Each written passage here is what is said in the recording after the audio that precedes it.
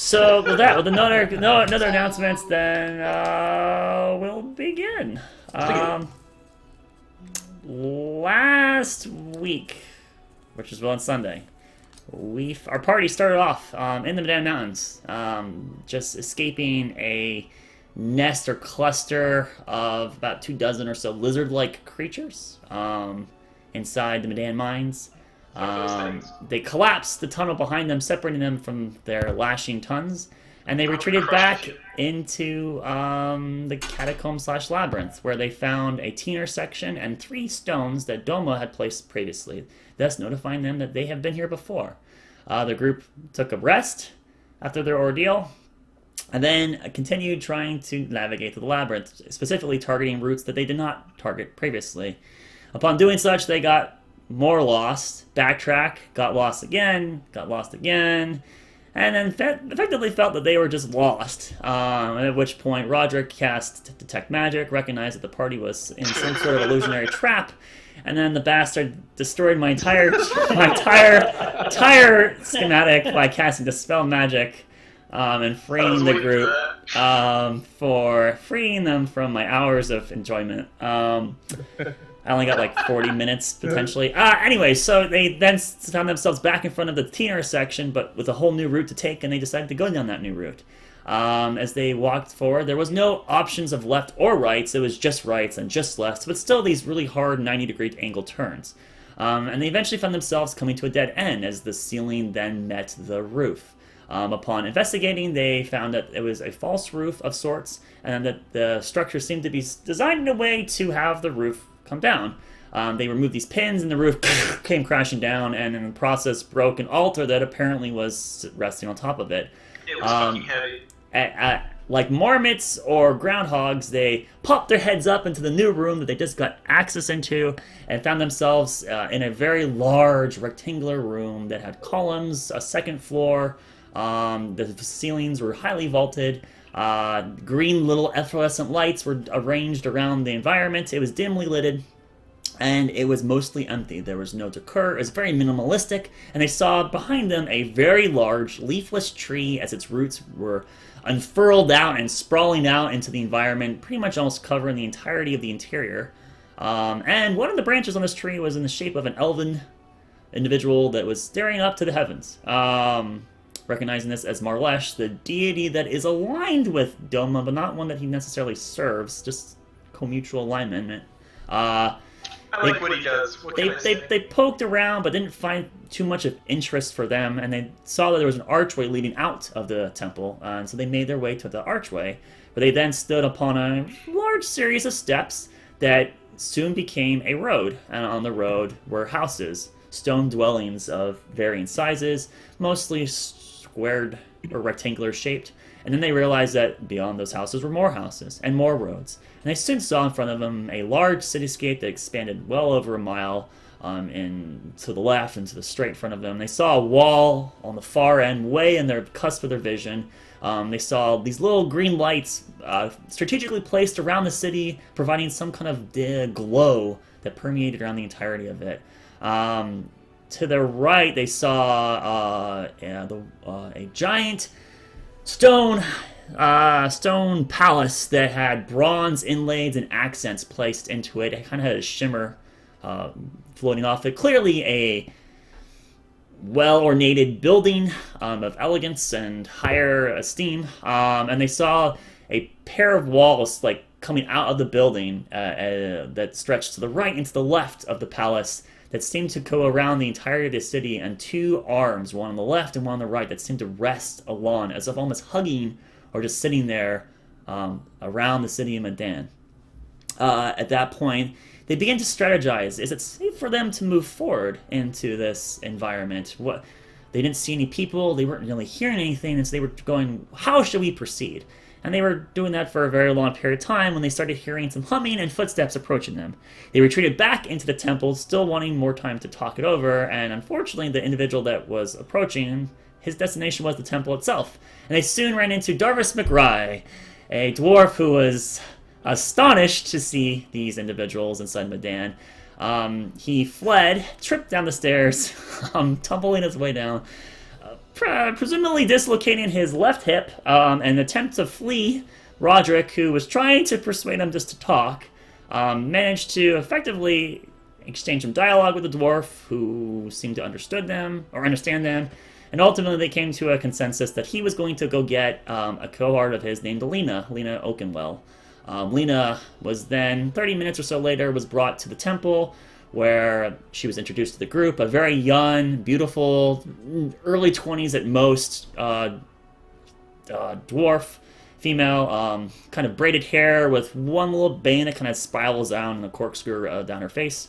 And she basically, the group kind of exchanged information from these two sides, our group telling them about where they how they gained access, and the dwarves kind of telling them about what they perceived in the environment around them.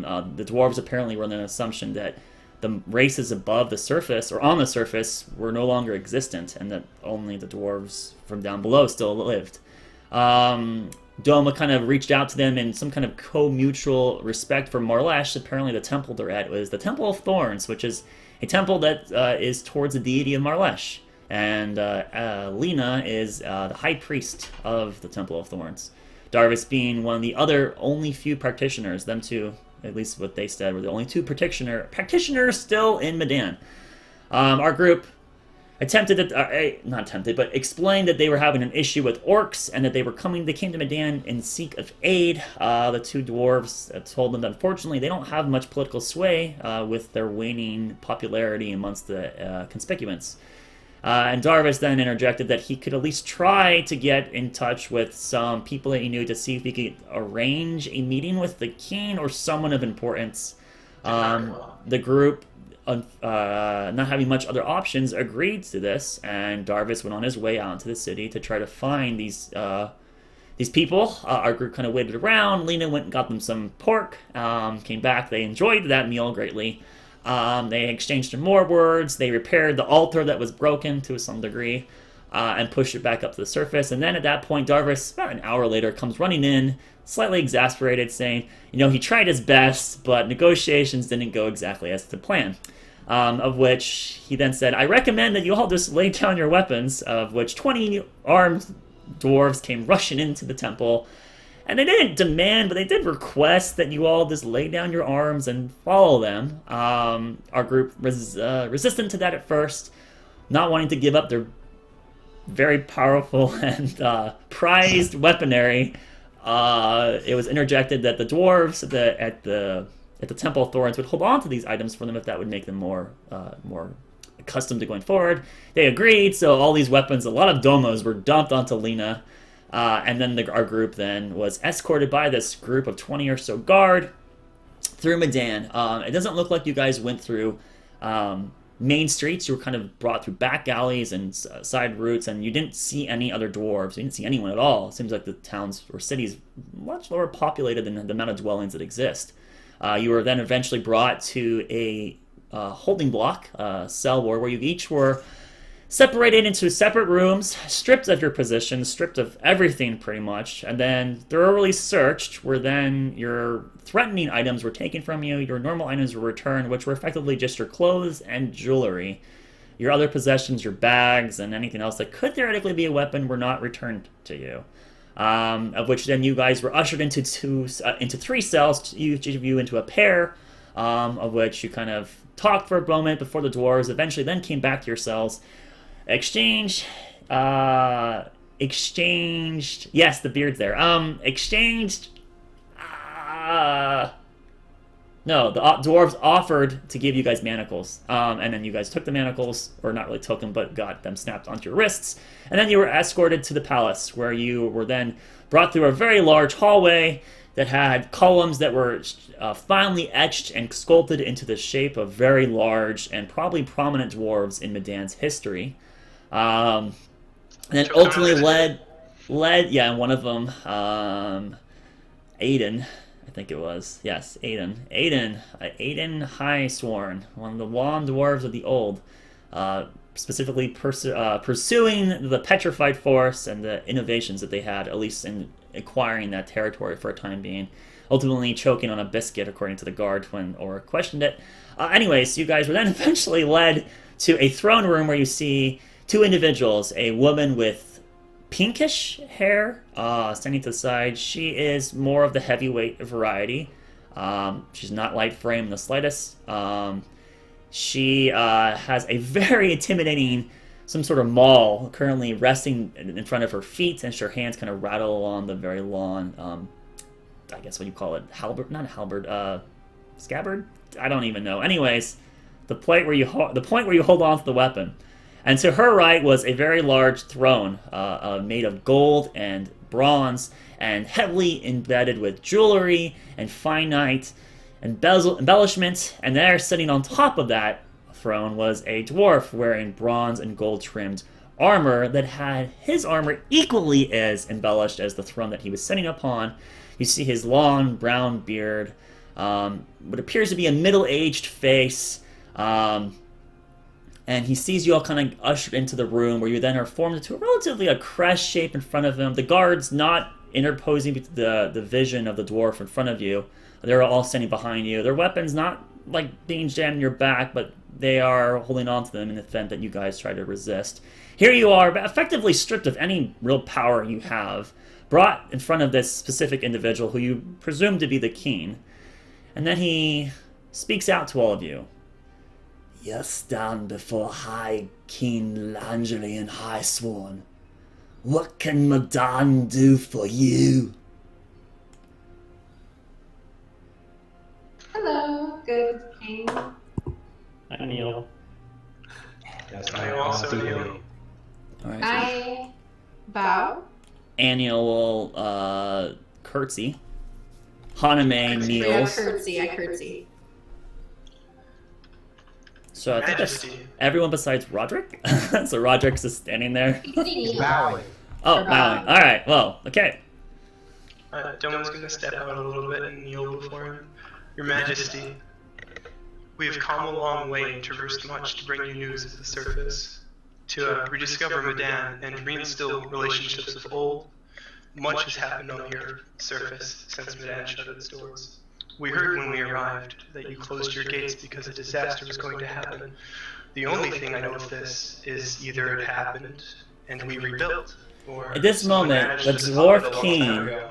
lifts his right hand up in a very dismissing manner. His palm stretched forward, his fingers very relaxed. You see this like heavy bronze gauntlet around it, gems blazing on it, kind of like Thanos' Infinity Gauntlet. It's very, very embellished. He lifts his hand up, interrupting you. I think I have a good understanding from where you're going what your current claims may be. However, I believe it is in best practice here to do an insurance policy. Blades, please escort one of these fine individuals back to the warding cell, if you would. And then you all are dismissed.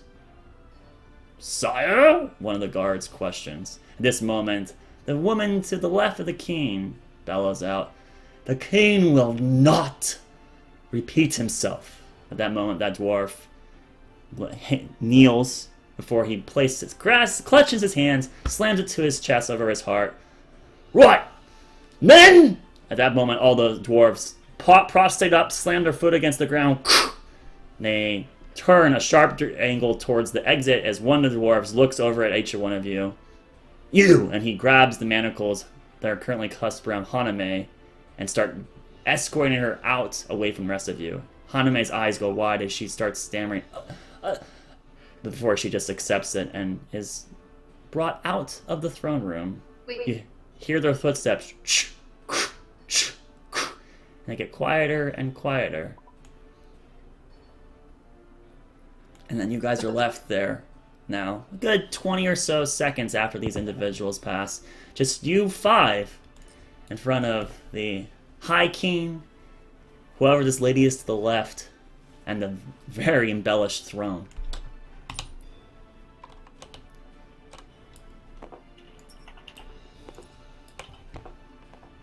And you can see him now as he just stares at all of you, his eyes clearly trying to read your history of each one of you. Lingering for a long period of time, and just silence, and it's very awkward as he just sits there looking at all of you. How far away am I from him? Oh, I mean, not this close. probably Good somewhere, 60 feet. probably somewhere in this point, which is what? 1, 2, 3, 4, 5, 6, 6. So you're 35 feet away, approximately. I like it. Alright, so he now speaks up. Very well then. In worst case situation, I have at least one of you left. Only takes one person to be a messenger. Let's continue. I have some questions for you all. If you would be so obliged to give this old ailing dwarf your ears. But of course, Your Majesty. What do you know of the Grey Gate? Does it still stand? Is it still intact? As far as we know, yes. We did not come that way. You didn't come through the Grey Gate. Then how did you gain entry into Midan? We came through what we think is an evacuation tunnel of sorts. Don't you think the timing's a little off? We've been separated from your kind for millennia. And it's now, this exact moment, that you all show up, conveniently, finding this evacuation route. I find it hard-pressed to believe. Is something happening here that makes that suspicious to you? Why don't you tell me? Why are you here? How did you find this random evacuation route? I'm not saying it's not possible that my forefathers were wise enough to. You know, my blood is pretty wise, but at this timing, please enlighten me. I would love to hear your tale. Well, we each have a slightly different tale to tell. Who's We have the going to go time. first? He just sits there waiting for someone to speak up. I step like a half a step forward, not much, just a little. And I say, I am Lady Evelyn Zestira from the city of Windheim. I am a daughter to one of the High Council, and I came in hopes of finding some aid. We are being attacked by orcs from what? Outside of character. What's the name of the swamp? Duskmire Marshes. We are under attack currently by the orcs of the Duskmire Marshes, and we're hoping that maybe you could lend aid or maybe try to help us in some way to defeat this terrible foe that has wreaked havoc across all of the lands. And I believe that they may turn their eyes towards you, and we want to work with you to try to defeat this threat before it destroys our world completely. The truth is, I'm trying to. The surface is in bad shape, and Midan is still commonly spoken of up in our land above. And if they take our country and if they take our home, then it's only a matter of time before they come for yours. They wouldn't be coming for our home if our mountain was still intact. How did you get entry? If the Grey Gate still stands per what you say, how did you get inside this evacuation route? We found a crevice in a mountain, and we went into it, and we found our way. The mountain just cracked, you're saying. They don't just do that. You mind elaborating a little bit? I think you're withholding some information. Your Highness, we don't expect you to take our word for it. We're more than happy to escort a party and detail how we got here. But the truth is, we were running away from a group of orcs. We saw what we thought was a cave. We entered it. We collapsed the tunnel behind us so they wouldn't catch us. And as we started making our way underground, we eventually came upon a secret entrance. And there was a locking mechanism and a puzzle and a trap attached to it. But, at the end of the day, we were able, between the five of us, to figure this puzzle out. And You mean 6? at that point, we were granted. Or do you already entrance into- think your other comrade is done for? I What didn't did hear you that, say? Sorry. Yeah. You mean 6? Or do you already think your other comrade's done for? Well, I fear at this point it's been quite a while. You know of him. Don't would look up towards him. What are you talking You mean about? Tame? The one that was... Look, Escorted don't up. take me for a fool. Oh, I wouldn't sorry. do I that was- in Yeah, your I current totally thought you were position. talking. I think you don't I mean understand the 6, yes. severity that you're in. Don't waste my time. As I said, I have my insurance policy. I don't need 6 messengers. I only need 1.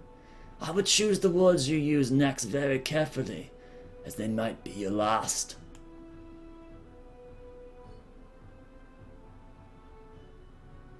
Was there a question there? No, there wasn't. He's just making sure you're aware of your circumstance. Well, we're not here to pose a threat, and we're not here to intimidate. And I think the last thing anyone here wants is violence. We're happy to help detail how we exploited.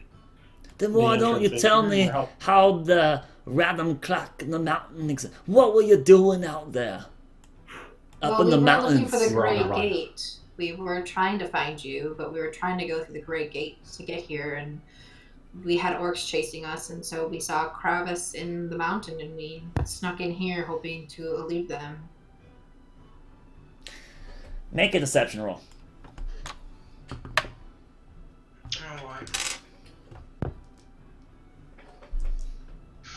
Should have mentioned a lot more.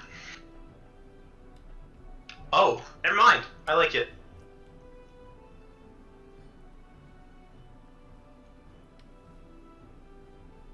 The question is, what's Evelyn's deception? It's probably good. She's a Bullshit. charisma. It's 7 plus 7, so 18 plus 7. Okay, Holy 25. Holy shit. You see him, he's just rubbing his beard as he's listening to your words. There doesn't seem to be any illicit response from him. Alright.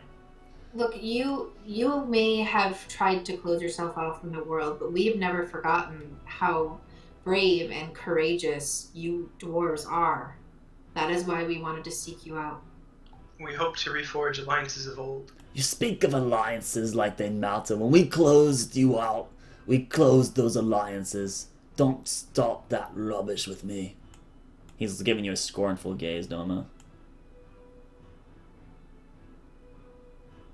Speaking of which, I recognize the elves and the dragonborns. But what are you two? I've never seen some sort of taller dwarf. What's with the blonde hair? And if you're a descendant of dwarves, where's your beards? Please tell me you haven't lost your pride and joy. He's talking to me? I'm not sure as far as I know. What's going on here? Maybe a little honesty right now, Doma, would be the best. I can agree to that. The appearance you see before you is not my original appearance. Due to some circumstances, it had to be altered to help in our fleeing of said orcs that were mentioned before. So, then what are you pretending to be right now? I'm but a mere human. Not... I am pretending to be a mere human. I've never heard of a human before. Is she one too? And he gestures towards the angel. No, Not exactly. not exactly a human. What the hell does that mean? He turns towards the woman to his left, and she just stares at him and then looks back at all of you. God, our group is weird. We have angelic history in it. We fucking demonic. We're eclectic. Well, what does that mean? If she's not fully human? And what does it mean if you're pretending to be? What are you really? Don't give me more questions. Answer the ones Don't I have. tell him. Of course. Your Majesty, I am a tiefling, if you've heard of those before. Never heard of it. Did you say never heard of it? I didn't hear that. He said never heard of it. Alright. My heritage is not something I'm proud of, to say the least. But I am partially the humans we spoke of before, and part demonic in heritage. Are there a lot of your kind up there? No, he is rare to even to the surface world that you know of. Alright, how about the guys he walks around in? That was put on him from... Humans are not rare. Humans are not rare, no. They're common like me, like others. So, And there's a lot of new diplomacy up on the land, huh? There is. Yes. Potential for trade.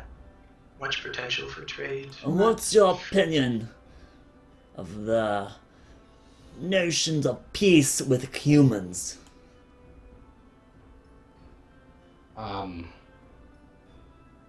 What do you mean? Do they start wars? Do they come and try to claim what's not theirs?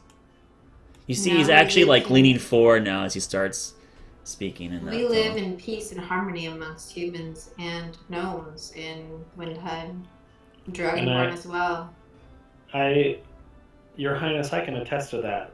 Coming from a country where people are not necessarily so nice to each other, from what I've seen from the humans and my experience above, they seek only to protect what's theirs. Yes. All right. Do you believe? Does your character believe that's true, or is that a lie? What do you think, Orc? Because I will allow you. My understanding of the war is that the orcs are the aggressor. So yeah, I believe Right, that. please roll me a persuasion roll. Okay. It's gonna suck. No. Oh! We're not gonna get executed. What's your total? 21. 21. All right. That's a natty. Hang on, let me double check on my persuasion. Sorry. I don't have my character sheet pulled up, but I'm pretty sure it's 21. D&D characters. Here we go. Sorry, persuasion. Plus 2, 22.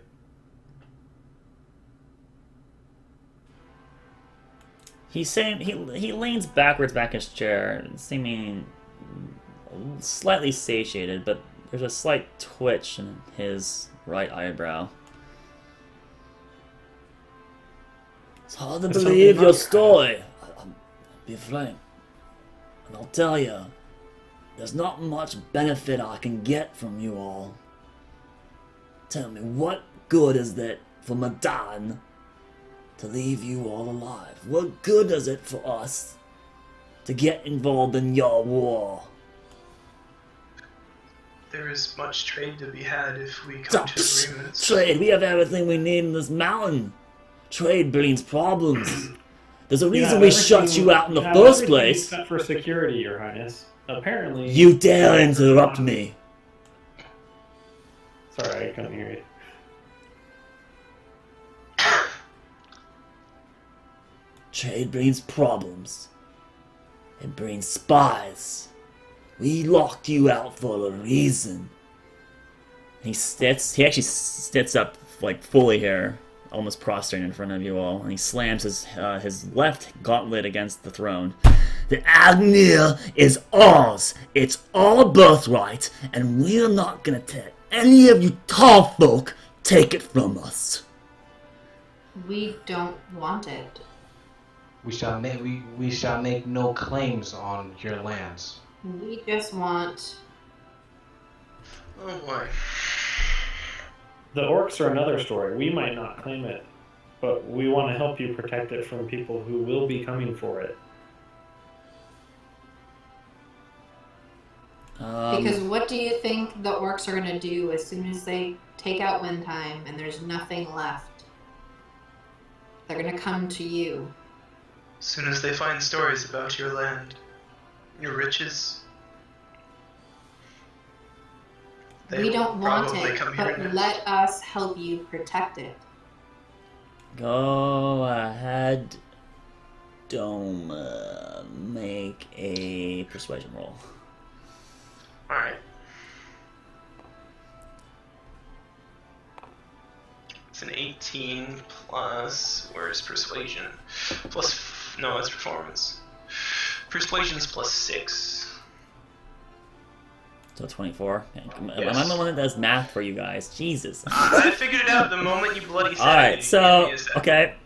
Rodrick, I want you to do an insight roll on the king's current demeanor. Ah, you beat me to it. I was gonna ask as soon as you were done.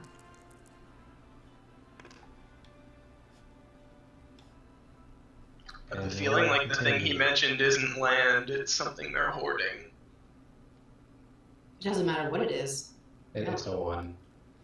Alright, Oh. so as you're like, Lambo. you feel very threatened by the way he just presented himself, and you find yourself actually not groveling, but going back down into a state of prostration, or like kneeling or bowing, averting your gaze from him.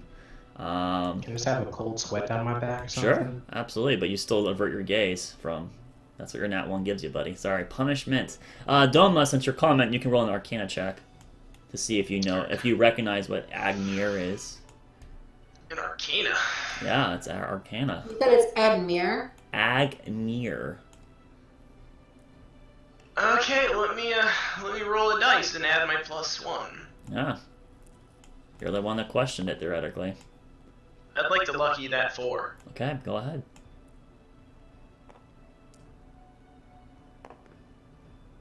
It's better by 4. And total is? 9. You've never I don't know. You've never heard of it. Ever. I'm from hell. Stop expecting me to know things.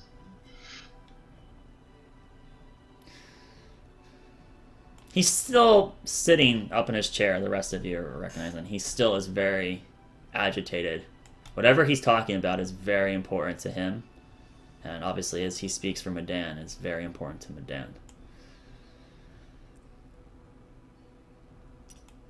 So you claim that Midan benefits from trade. That's the good I get. And that maybe the orcs Offer. will come into my home and try to kill us. That's the best that you can offer. Meanwhile, I know that if they fight you, you'll kill each other, and the ones that come for us will be far less. And it's way safer for us to defend ourselves here than go up there to fight them.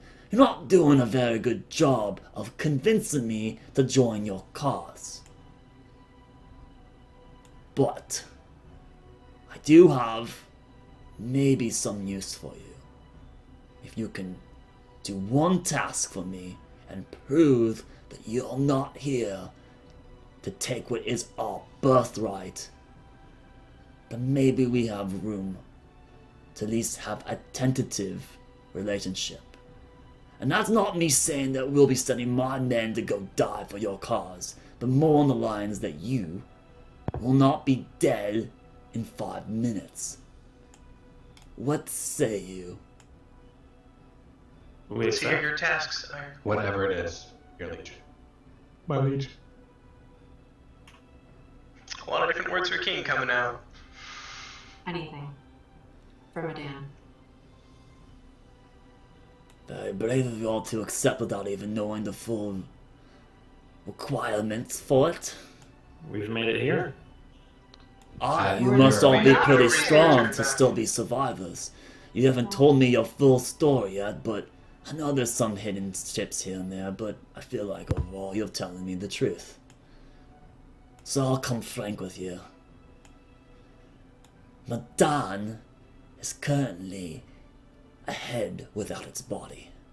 The rest of my kingdom has been separated from me for quite some time. It was not so several years ago, if not, well, maybe from your perspective, and he looks towards the races he's not familiar with, maybe less than, or maybe your whole lifetime, I'm not sure. The one way out The way to the Great Gate was cut off, and that is the way to the rest of my kingdom. I don't know if they're still even alive, but I damn wish I knew. Therefore I know they're traitors. I want you to go find out what became of them and what's going on out there, and then come back and tell me.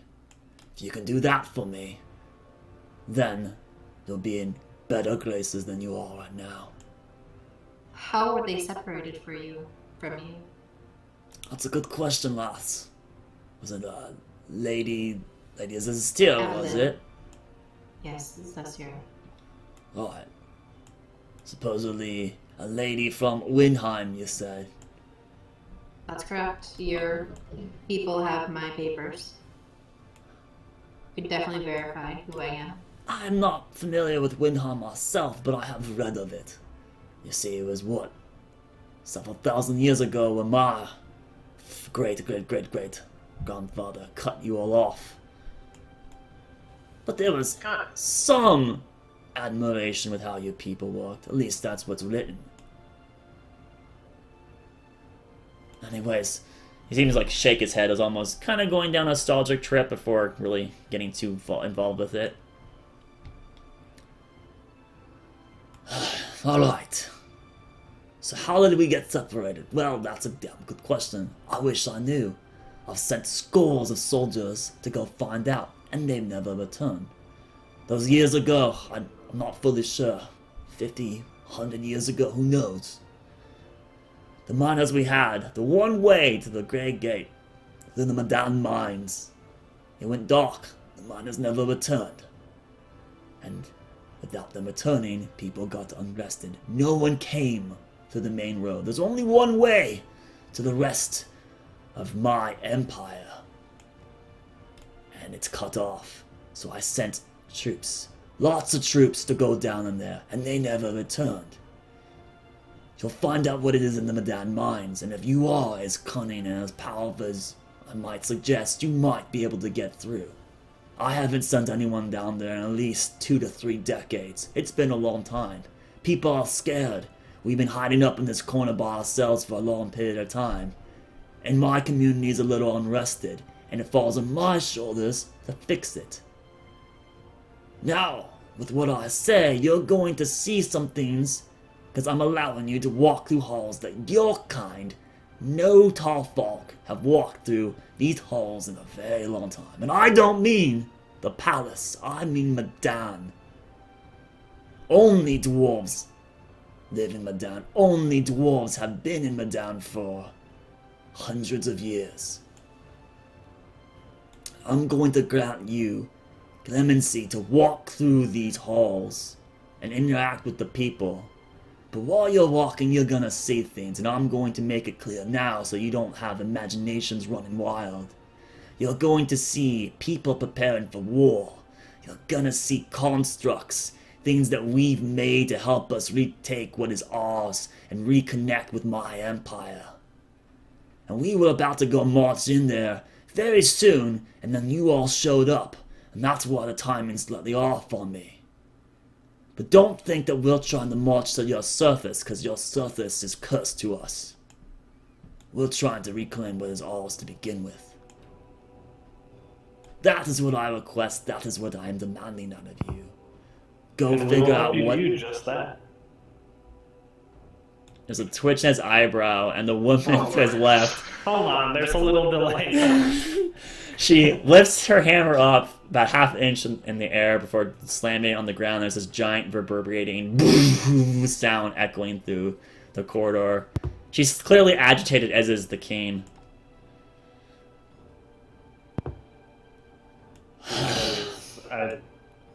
Whatever, okay. I know, man, it's not good, but I'm gonna play it that way. I done. just Where's Haname's hand when you need it? Right. Just walks up to the king, starts getting his personal space. That would work great.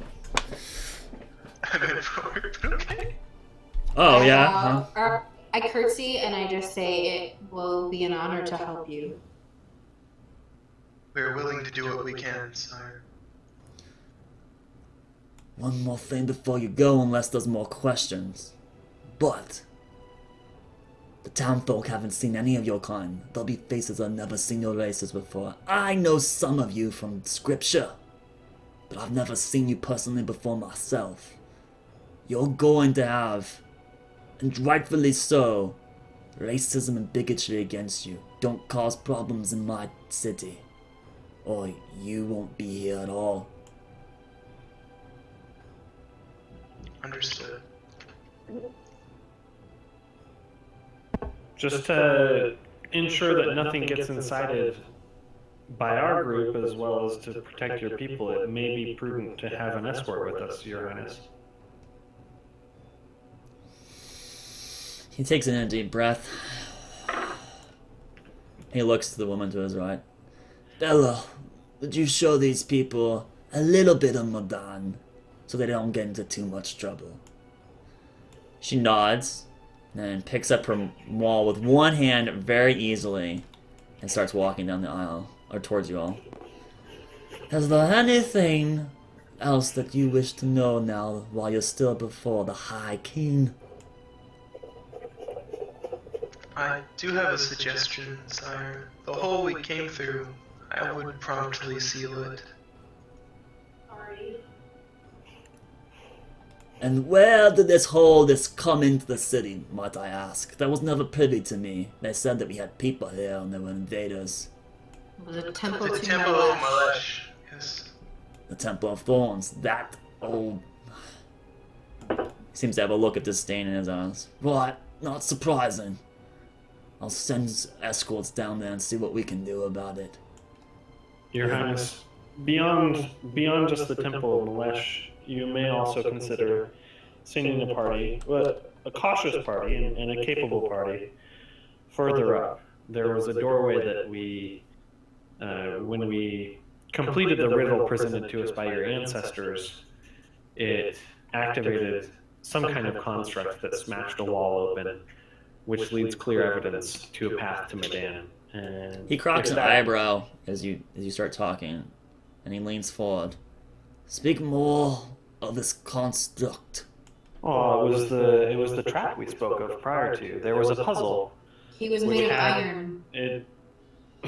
There was a puzzle which had what I believe was likely some song of your people or some It was a limerick. riddle related to Midan. And as we stepped on different plates and spoke the words of these riddle in a particular order, the construct was activated. And it was rather large, moved very quickly. In fact, we couldn't even keep up with it in spite of running very quickly and trying to keep track of it.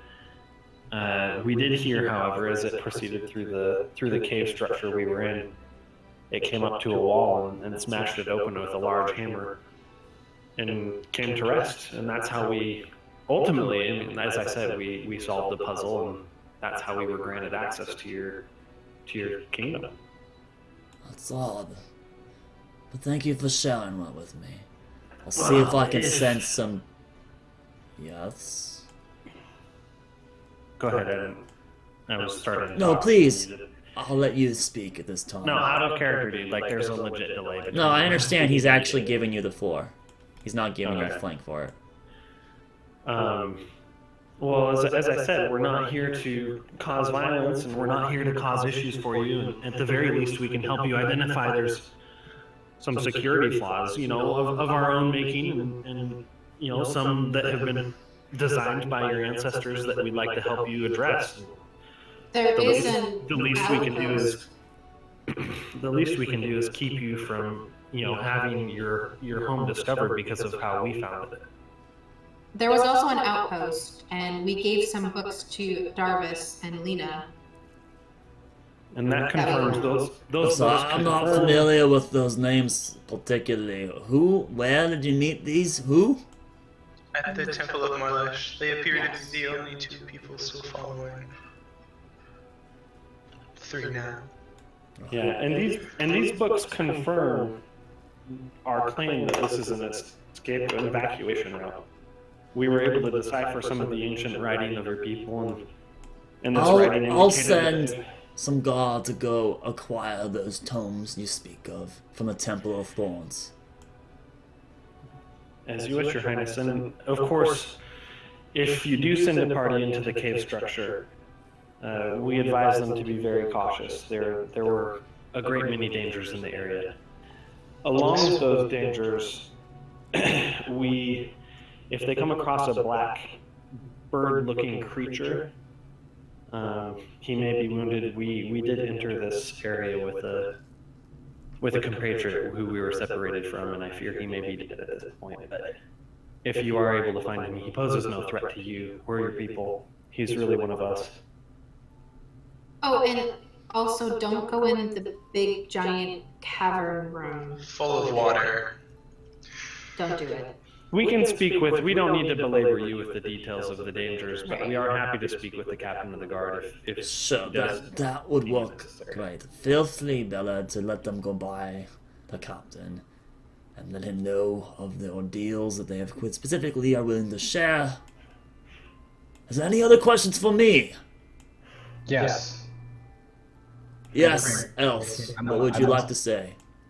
I must know, man, if you have the answer for why your great kingdom shut itself to the outside. Our history books are a little vague. Well, roll a persuasion roll with disadvantage. I said it in Dwarf. No, I'm just kidding. It doesn't matter. I'm just kidding. Bloody hell. I doubt he's gonna tell us. 19 on the bat. Oh, fuck. Alright, good thing it was disadvantage. 10. So, 10, yeah, alright. 10? You're a charisma character. You gotta have higher than that, man. You're a charisma character on persuasion. Unless he doesn't have it. No, he has like a +3 or 4 in his charisma is his main stat. That Clearly would be that's the one wrong. you rolled But I'm as- saying if he's not proficient in it. I'm saying. Yeah, but even then, if 9 + 4 is like 13. It's a 6, not. It's a 6.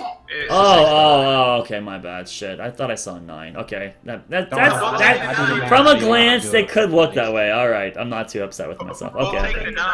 All right, so 9. Okay.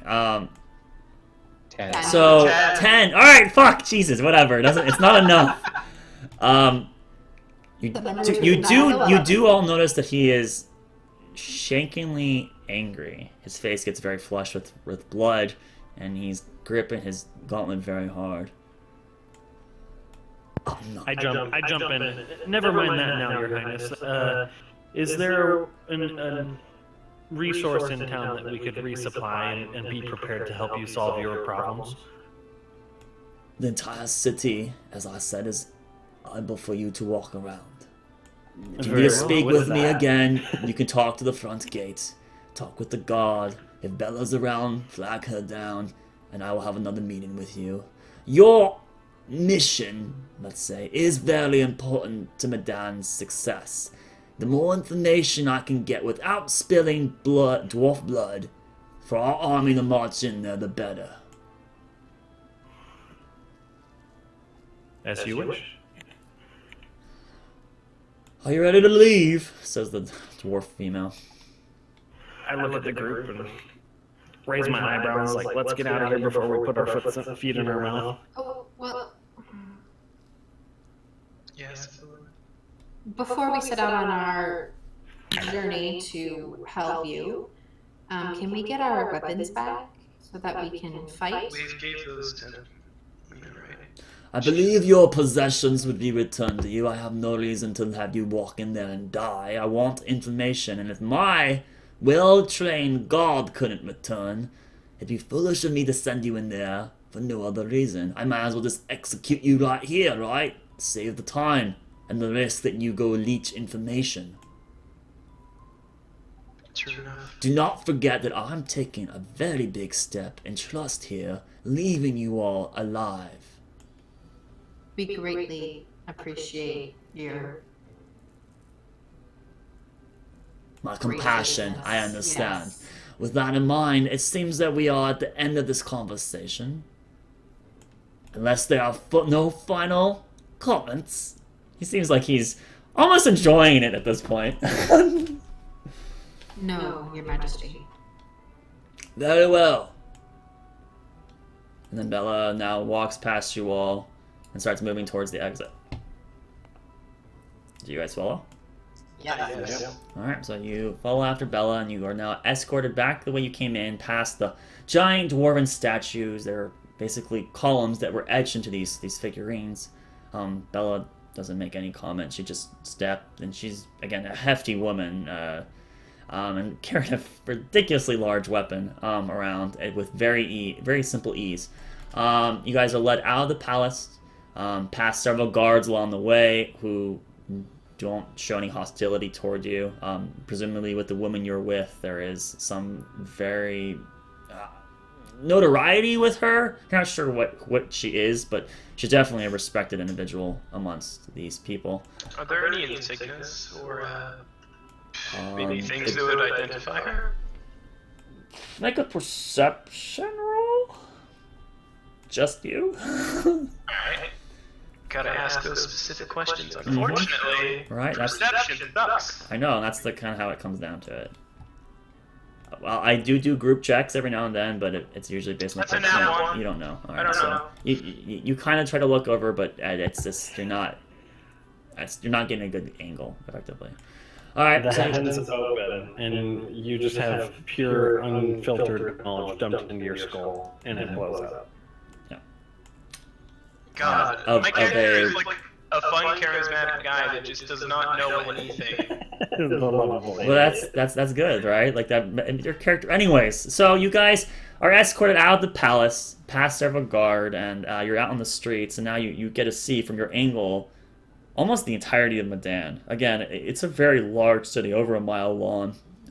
You recognize that its width is not quite a mile, it's about a mile, and that's to the left and to the right, and you see it's almost basically symmetrical, like right down the line. To the left of you is the Temple of Thorns, this very large structure that's actually built into the wall. It's about half or 3/4 the height of the palace itself, but its top basically peaks a little bit over the wall itself, but majority of the structure actually blends into the wall. And to the right of you is effectively almost an identical structure, presumably a different temple from what you can surmise based off of the size. It looks identical on the right hand of it, and you do see now very clearly these giant stone arms that were carefully carved to give the entirety of the city this like position for where you are. It feels like you're in effectively a giant throne room that's staring out like you're sitting down, and those arms are almost your arms, like you sitting down, and as if Midan was designed to look like a giant throne.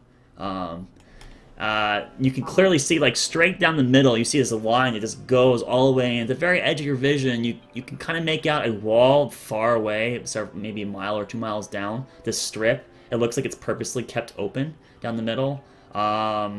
And the majority of the buildings are near the same height.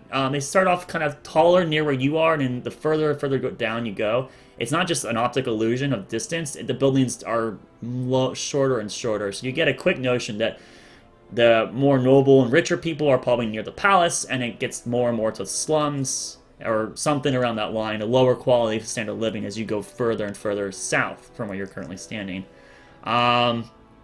Bella then starts walking down the steps leading up to the palace, presumably still escorting you guys. I'm sorry, one more time. I didn't hear her name. Bella. Ella? Like Bella. Bella. B-E-L-L-A. Okay, thank you. Sorry. No, I never actually explicitly said. No, wait, the king said her name. That's right. He did, yeah. Okay. So she makes a sharp turn, a left turn very early on as down the steps, which was the same way you guys got to the palace in the first place. It seems to be more of a... It's not as clearly as wide as the road you were on originally. That seemed definitely to be like a fanfare, or like a huge... Like you could have a parade walking down the main strip. The side route you're taking here, while still a very well-constructed road and a fair proportion, it definitely seems that the area you're moving into is not inhabited. And that is in the realm of in the corner of the Temple of Thorns. So you're escorted down, and it takes you about 10 minutes before you guys you move past the temple, you go south a bit, and you get to the prison where you are, where Bella talks a moment with the guards. They hand you back your items that were taken from you, your bags, your anything that was not a weapon that you handed off to the Temple of Thorns. And then Bella effectively says to you that she needs some time to talk to these guards. If you would like to head back to the Temple of Thorns and get your weapons so you could at least be armed, feel free to do such. She comments to you that you are allowed to walk around the kingdom. There are no barred places, but obviously people do have their privacy, and just expect what the king commented to you early. So you're free to roam around. If you want to, she will escort you, but she does give you kind of an air that she feels like she's kind of wasting her time doing it. So it's your choice if you would really like to wait for her. It's your call. Bella, can you give us direction before we part ways? Can you tell us where we should meet you to enter this area that is giving your highness problems? And also, is there an area that we could go to Rest? have some repairs? Yeah, rest as well as have repairs made to any items that we need. Right, it depends on how much coin you have. You have gold, right? Silver, gold, copper. That's still the currency on above the land, yeah? Correct. Correct. Good. So then you at least have means to buy things here. There's several shops, but I'm unfortunately I live a more luxurious life, and I don't know them really by name. I would recommend you talk to citizens or those practitioners of Marlesh in the Temple of Thorns. They might have better information for you than I. Thank you. With that, you can of course find me at the palace. That is where I belong. But to head to the Midan mines, it's straight down the strip, go south, or go past the gate. And past the gate, that's the only way out. We didn't know of your secret entrance. Every direction will eventually get you south to the Midan mines. It's be impossible to miss. But if you need me, I will be at the palace. I'll miss it. And she turns back to the dwarf, and she's like talking about the things that you guys kind of iterated to her about the underchasm and the evacuation, written about the things that you basically were trying to tell the king. So she's kind of like summarizing what she absorbed as important information. Avoid the room with the salamanders. The death. Yes. All right. So do you guys move on or do you wait? Well, she kind of seemed annoyed with us. Should we go? I think we should go talk to the people at the temple and get our weapons and Certainly. find somewhere to get some stuff Feels done. weird not having my shield. Agreed. Well, weapons. Okay. So I'll take that as the majority says yes. So you guys then make your way. You do notify her that you'll go ahead and head to the Temple of Thorns, and if you need her assistance more, you will head to the palace. Getting that vibe from her. You make your way towards back the way you came, and you've already traveled this route twice now, so it's not terribly hard, and the streets are very geometric, and it's not like you seemingly get lost. And the temple is very large. As you make your way up to the steps, you find yourselves walking up the good 30 or so stairs before you finally get yourself to the archway, and you look inside into the very dim lit, very large expanse of a temple. Then you can clearly see the tree from where you guys are now as its roots clearly shine out along the walls. And there in front of it, you see one dwarf as he's trying to position that altar in a more precise spot. Clearly he's just not happy with where it is, and there's a woman standing to the side of him, and she's not helping him, but she's definitely like talking to him. Darvus, do you need some help? Oh, I'm surprised that you guys are still alive. I did my best. I'm terribly sorry about... It's okay. Hey, things turned out for the best. Kind of. Right. Maybe. Hopefully. So, yeah, like, this place used to be symmetrical to the T, and now we got this giant hole in the ground, and there's people coming in, and they're gonna, apparently, I don't know, got like two guys down there right now. What? You're gonna fix the hole. I don't know, I'm not sure, but there's a lot of talk. Anywho, yeah, I'm thinking maybe we move this beyond the hole? Look to the right of it, maybe. He's like trying to like he squares his thumb and his index finger to his jaw as he's like trying to like artistically sense Would I where. have a nice position to see where it looked nice? Yeah. Go Further back in the ahead. room? Go ahead and make an intelligence check. Do it. I'm gonna do it. I'm gonna be useful. Do it. Except my intelligence is... Yeah, Oh, plus no, one. my intelligence is +1. Yeah, go ahead and roll. You're gonna kill it. Just get it, man. Get it. Oh, 20! Alright, unnatural Hey. 20. So you do see a spot, and you see where he's kind of gesturing, and overall that does seem to fit. Like he wasn't terribly off. It's the place again is very minimalistic. There's not a lot in here in the first place. There's no pews. It's just open stone floor with roots kind of spreading out across the environment. But at this moment, you kind of look out the roots, and you realize the roots themselves kind of form almost chairs. They're not chairs per se, but they do seem to have indentation of places where people can sit and congregate.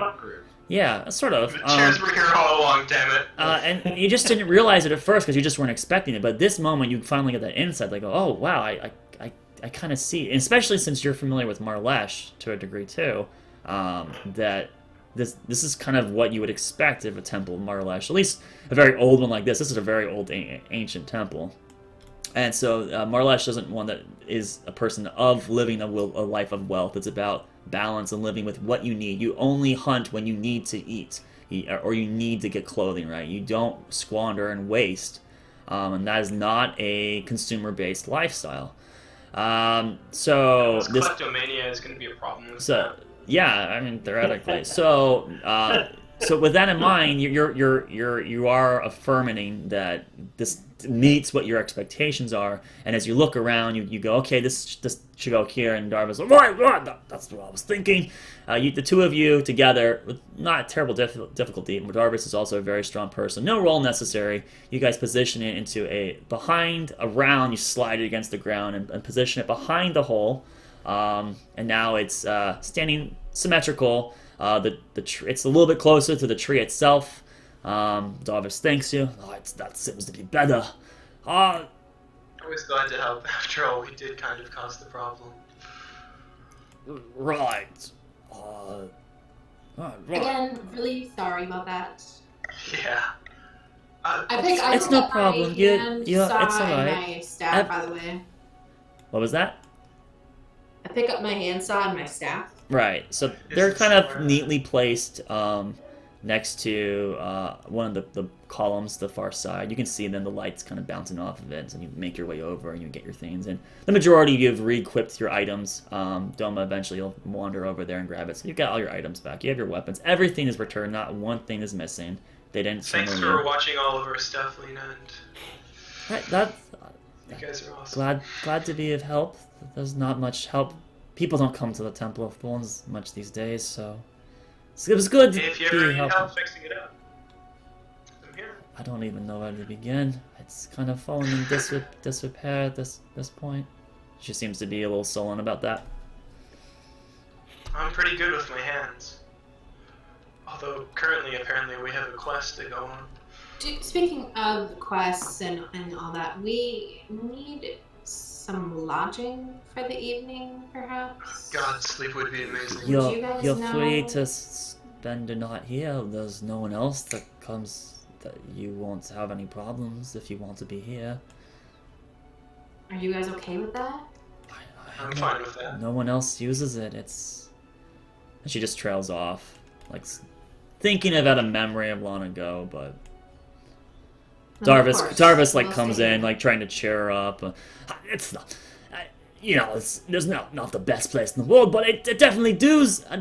It's great. We'll get this place back up and running. I mean, you seem to have a good artistic sense to your lad. Doma, was it? Right. Maybe Yes. maybe if we spruce it up, we can attract more people and preach the ways of the old. That'd be great. If we can get people to start respecting where we originally came from, it would be fantastic. And he gives a look towards Lena. Okay, fuck you, music bot. Totally not working. Or am I lagging?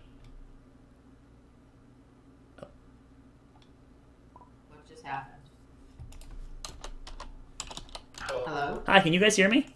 What the hell just happened? Right. Yeah, I just reconnected. I don't know if I think mine might have just super lagged because my bot totally just shut up and it's not even reading the ignition. So it's probably a huge packet loss for me. So you probably did not catch what I said. It probably wasn't you, it was me. Not at all.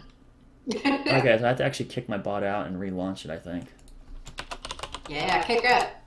I mean, Kick that bot. bring it back. Well, not kick it because then it's annoying because I have to fucking re-admin it. Oh, So close this. whip her into shape. Or him. Whip Slap it it in the into face. shape. Okay, give it a second now. Try to load here. Slap it around a little. Mm-hmm. Well, slap and Take dip a her. bring this temple They- back they to like shape. that. would be Connecting nice. established. Downloading cache. Okay, that's the wrong track. Where are our viewers? Alright, this. God, I gotta start writing where I get some of my more valuable items. I have a lot of cool shit and I have no idea where it came from. I mean, I know a bunch of it came from a bag from Fort Tall. I'll be right back. I need to grab food. Okay. Should we take a break? Normally we take our break at 9, so we got time actually. We can take a break. It's up to you. Well, if she's gonna We go started to food. I don't know how long her food is, and she didn't actually negotiate how long it. So I'm gonna assume she means a snack. I'm not sure. Fuck. She's probably just gonna grab a bite. We're fine. Yeah. Okay. Right. Well, so is there anything else that you guys would like to do while you're? I mean, you got 2 dwarfs here. I think we can ask other questions too. Right. Oh, right. You totally got interrupted. Yeah, So yeah. Darvus basically, he's trying to cheer up Lena, and he keeps like exchanging glances towards her. And effectively, he reached out to you, Doma, saying that maybe, you know, you seem to have a good artistic sense. Maybe if we spruce up the temple, we can attract more populace, which would get this place more lively and, you know, remind the dwarves of their old lineage and effectively where they've come from, the ways of the ancients. That's what he's referring I'm to. fully willing to help you restore this temple. Right. Well, I'll do what I can as well. I mean, it's no simple task. You guys mentioned a quest, though. Like, what do you have to do? Rediscover the old city. What?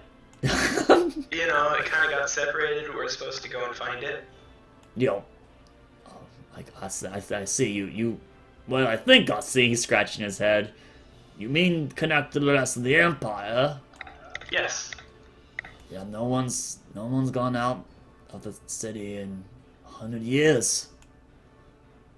It's been a long time, and we don't know what's going on out there. Sounds like we're overdue to try it again. I agree. Is that what you're doing? You've been conscripted to go to the mine? And his eyes kind of go wide. You know, some of the flush in his face fades out. That's pretty brave of you all. You are aware, like it was you were told. Alina kind of like puts her hand up. I'm sure they're aware, right? The king he told you. Possibly. Let's pretend we don't know. Tell us what you do know. It might help us. It may. All the knowledge is useful at this point. The two exchange. They look each other in the eyes, and then Lena like swallows heavily. Well, Don't be a dragon. Don't be a dragon. Don't be a dragon. none of the no dwarf that's ever gone in there has come back, and we had a whole legion march down there, and they never returned. Well, is there any rumors of what caused the separation or what might be down there? I wish I could answer that, but there are none. I mean, gods and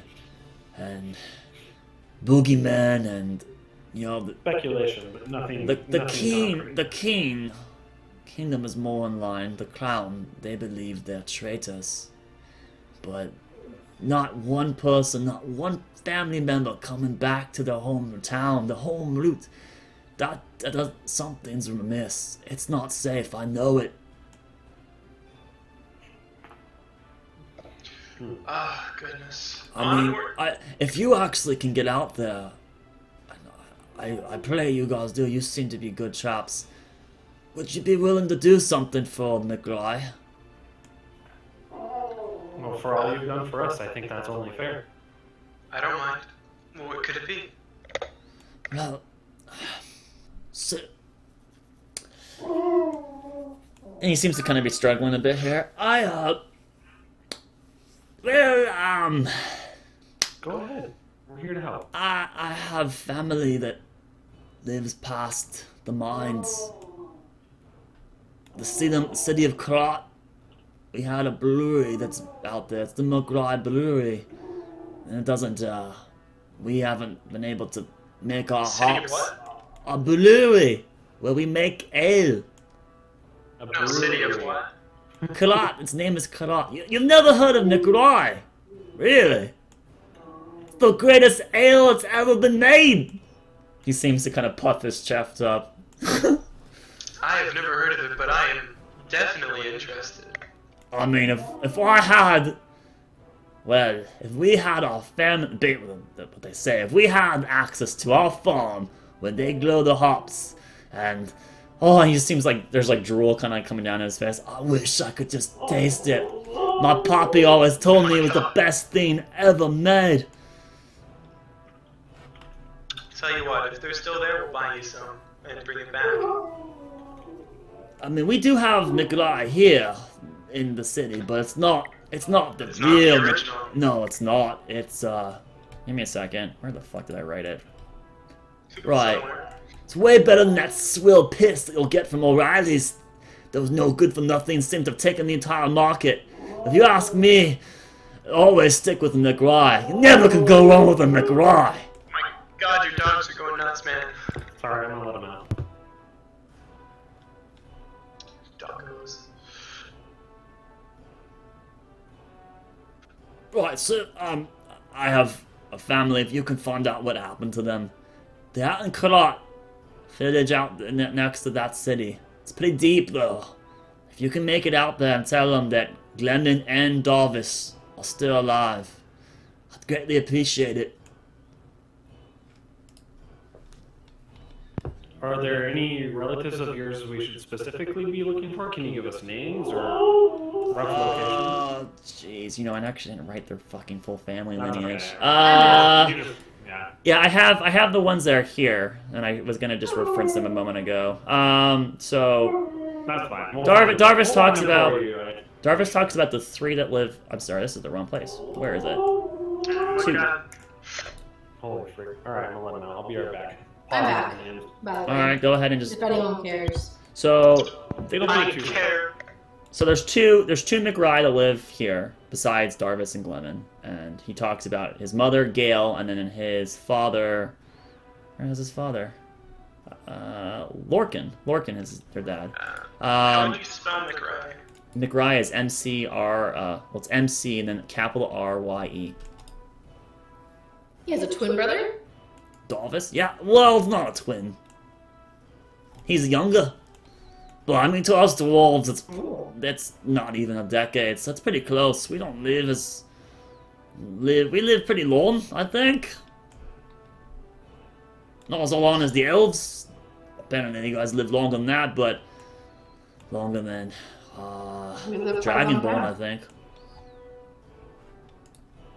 Anyway, so we do have a makeshift brewery here. My pop, Lorcan, he runs it, and my mom, Gail, she helps him. But if we could get connections to our grandpop and grandmom, that'd be great. Their names are I have to fucking write them right now. God damn it. Oh, let's make the grandmother Talia.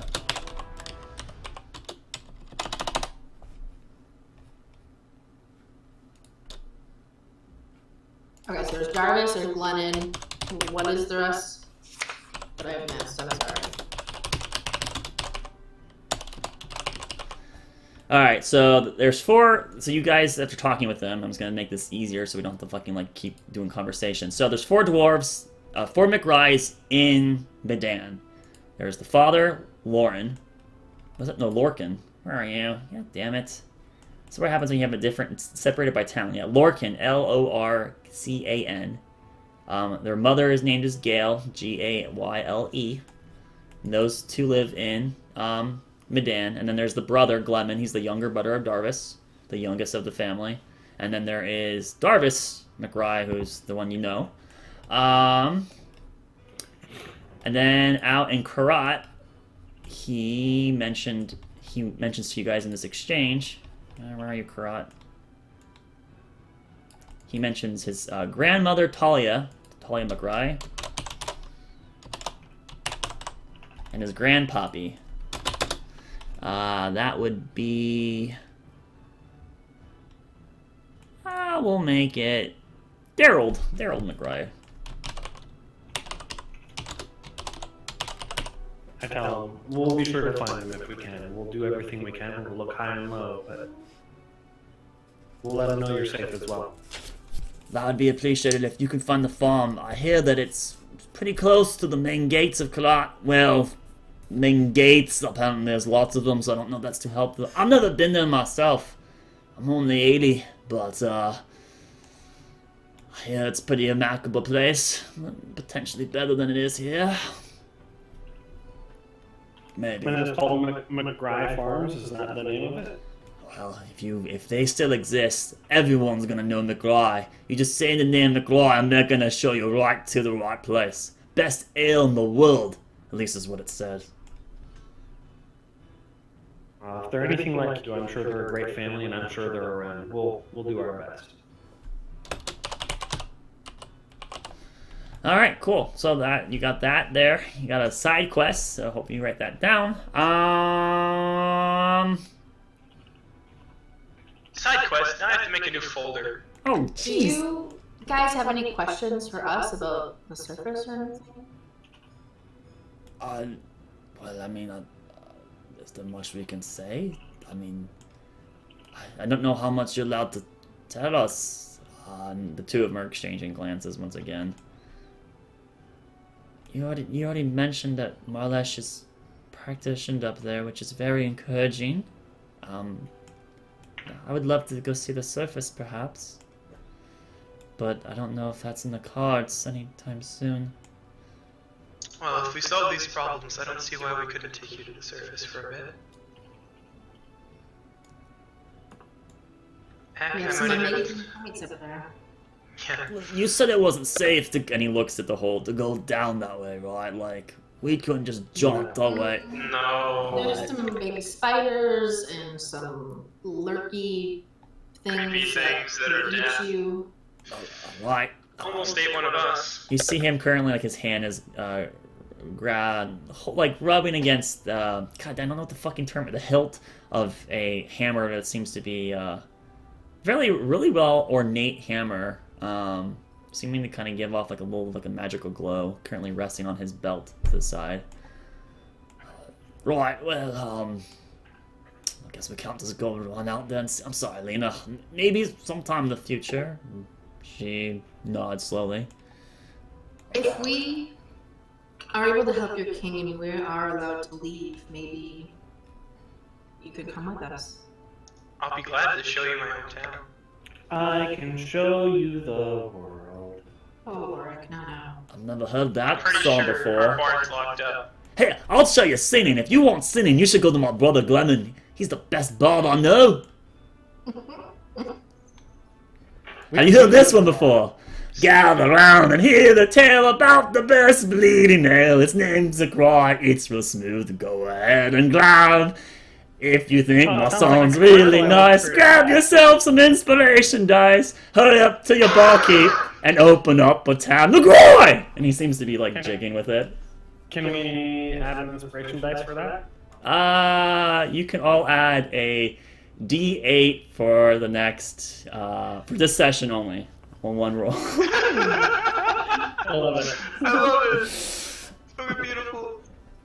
Right, so make sure you stop by McRye's. Hell, you should come. I don't know why we offered to have you sleep here. Maybe you should come over to the house, our pub place here, right? You know that might be better. And she's like, Well, we don't like know that. if you Didn't guys realize that she could have offered you guys their own homestead. Oops.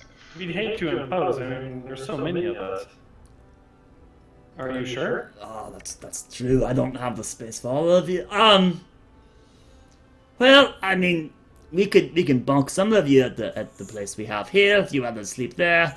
I mean, the temple still exists here. There's a couple other places that I could recommend if you have coin. If you have the coin that we use, what kind of coin do you have on the surface? Gold, silver, bronze. I really wouldn't mind going though. price around here. I wouldn't mind laying low. I think that we're gonna cause a little bit of a ruckus with how we look. Well, the places I would recommend to you all, if you have lots of coin, there's the Eaglet's Cropping. That's located off in Brandle Seat, which is pretty much the heart of the town. If you want to be a little bit cheaper, you can go to McRye's, but McRye's is not really meant for the inn. It's more of a restaurant, really. That's where we try to focus. And then there's the Glade Hopper. Glade Hopper is located out in the Fairway, which is near the south exit. Those are the main inns I can think of I'd recommend to you. But again, I don't know if we have people at McRye's right now, so I can't guarantee that the space full. Yeah, but it's possible. You could maybe get a discount. I'm with Evelyn. I think it's wise for us to lay low. I think we haven't made too much of a ruckus. If you have padding and maybe a few extra blankets that we might be able to borrow, then I think we can. I can definitely go find some. At Lena's like nodding. That would be amazing. That would be amazing. Right, is there anything else that you guys would maybe need before you jot down in the mines? Doman, do you need a new pick? And Maybe he some looks at posters? a broken pick in his head. I take it that despite your efforts, you're gonna have to walk through town, and there's gonna be people that see you if you need to get provisions. I know, I just... We might want to stay low here. Tomorrow, yeah. You can rest for the day, and then tomorrow maybe fetch off. My God, the king didn't give us a time limit. My concern is having lived in other countries and other continents and having faced some prejudice as copper dragonborn will and the course of our life among chromatics. I would hate to have any prejudice in the people of Midan influence our negotiations in terms of economic impact. I would hate to have. I'll tell from Mom, I'm not sure. I was just shocked to see it, but I mean, there'll probably be a little bit of rumors going around. I wasn't thinking you were gonna suck my soul out. I just needed time to process it. No, I'm not talking about you. You've been very hospitable. As we go to buy provisions, I fear there may be a forward tax implemented. Let me see a coin, if you would mind. I wonder if it's minted. I flip him a gold coin. He looks at it. I mean, it's not the same mint as ours, but it's clearly still gold. I don't see why they wouldn't take it. He throws it back to you. I think he's worried you're going to try to price gouge us because we're not from around here. Maybe you could go with us. I hear ya, but I don't. I mean, again, me nor Lena really have much sway. We're not popular. And Lena dejectedly looks down at the ground. Clearly, there's a burden on her, and she does not enjoy it. Understood. I mean, so yeah, necessarily me walking around with you or helping isn't gonna do you much good. I think we should just go into town now. That way they get at least acquainted with our faces. I think we sleep. But here's one thing. Don't go to O'Reilly's no matter what they say. It's piss. Don't drink it. For some reason, it's really popular. For some reason, it's really popular. You could head down to the brewery. It's located near the Fairway. I could kind of show you where it is if you'd like. But it's not it's not the true McRye. It's the improvised McRye. I'll reattest that. It's still great. It's just not The best ever The made. best. Yes, Oh, exactly. The other ales. I'd happily take a couple pints, drink a couple pints with you if you don't mind. Right. But then, did you all want to head there? There seems to be like a shiftiness to him, like he's not sure what you guys want to do. We don't know. Whatever we do, we should do as a group, I think. Fair enough. At least I don't want to be alone here. I think we could do 2 groups. I mean, if somebody wanted to start like getting rest, we can. I mean, it's not like we're gonna get into trouble, right? We've Yes, got, we're in no immediate danger right we've now. got 2 escorts. We're with some locals. We're in a town that's We guarded. may think that, but we have no freaking clue. I say we sleep first and go out in the morning. Yes, I don't would think it's better to interject get that initial shock out of the way. I would Now, say that we have to do deal stay with it together. immediately. I agree with Evelyn. I don't think us splitting apart would be very advantageous to our current predicament. Let's Well, go you have a guys- beer. Let's go have a beer Yeah. with McRye, and then we can Agreed. come back here, rest, and we can hit the shops. Oh, now you're talking! Let's go, ladies and... I mean, lasses and lads! And he, like, starts hobbling off, really eccentric and excited, like, energy swelling up inside of him. You too, Lena! You're coming with me! And she's like, but I have to... And he just grabs her by the hand and he starts, like, dragging her along. Come on, Lena. Alright, shall we? Alright, Don't so... worry, Lena, we'll have fun. So the 2 dwarfs, which we do have art for, kind of, I guess, they start wandering through the town. You guys are brought out, and you start going through Midan. And they first go down south through similar, right past the jail where you guys were located, where Darvus actually remarks, "Where's the other lady with you?" That was Jail or something like that. He's holding her She's a as a prisoner. ransom, I guess. To make sure A we do political prisoner at the moment, yes. I guess of the key to make sure we do what we've promised to do. That's terribly unfortunate. I'm sorry. Will you? It's all good. I was kind of Doesn't sound like expecting It's you not to your go. fault. May I ask, are prisoners typically treated well in Midan? I mean, we don't have many. I mean, a dwarf is the most honorable thing you'll run into. So, yes, they'll be should be treated great. He seems to like almost try to psych himself into That is it. very reassuring.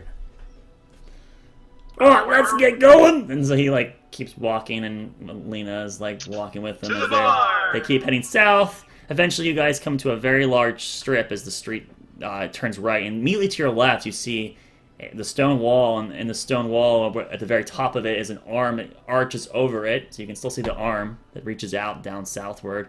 And in the wall there's a portcullis that's currently erased. It does seem that this is an actually exit point out of Midan along the wall. There's a very wide street you're on, and you look to the right and you see it clearly go right down a third of a mile, and it gets into a very large open area. Darvus chimes in, "That there," as he points to the right, "that's down in Brandel Seat. That is where you'll get the best stuff in town. It's pretty pricey, so you better make sure you have your good quality coin on you. But if you need the best, We need the best stuff in town. the artists and craftsmen are down there. That's what I mean. Might I ask, what's the going rate for an average thing down here? I have no idea what the hell you mean, lad. Say we wanted some kind of, inferior, nothing crazy, just a magical trinket or 2 to help us on our quest. I don't tend to buy this, and he gestures towards this hammer aside. This is from family, it's legacy. But this is, I don't carry many baubles myself as you look over him. He's wearing scale mail. It seems to be alright. It's not like the best condition, but the thing that's most valuable clearly on his possession is that hammer. How much would an ale be around here? Since we're going to go buy something. Oh, I don't know, couple copper. O'Reilly's is like a silver fucking pint, but it's fucking piss. Fuck the O'Reillys! He yells really loudly around the street. There, you do see some other dwarves as they're like walking around. Some of them are like looking eye contact and like making eye contact with you, and a couple heads now turn. And to your left, the guards, they turn as he makes that statement. And they all kind of now are just staring at this group of fairly tall folk that don't seem to be walking through Midan. And they're all like, the community is starting to firsthand witness you, and you're seeing people like stopping walking, and they're just now clearly staring at you all. Well, maybe I should have held that in, but fuck them. They're no good swindlers is what they are! I chuckle loudly and say, oh, I'm sure it's as good as everything else from Midan. Right! It's all great! Before we go much further, are there any, like, societal things that we shouldn't do, or what is offensive towards that we should not do? Okay, you're quiet. Get closer to your mic. Things that they do that are not, like, offensive things. Cultural norms, pretty much. I mean, I don't know how to really respond to that. I don't know your stuff, so I can't say what's norm or not norm. Don't do things that are illegal. Like, I mean, don't walk up to someone and hit them with your hammer. Don't steal shit that doesn't belong to you. Don't drink O'Reilly's! That is one strong opinion. Alright, let's go. We need to get a few pints in. So, and you guys start making your way down there. Continue your way down. He talks about, as you guys are making your way, like, if you made a left at that gate, the portcullis, you would have left Midan, and there's a small, like, farmer community on the outskirts of Midan. And it kind of brings a notion to you, well, how do they, like, grow produce, theoretically? And he comments about some stones that they have.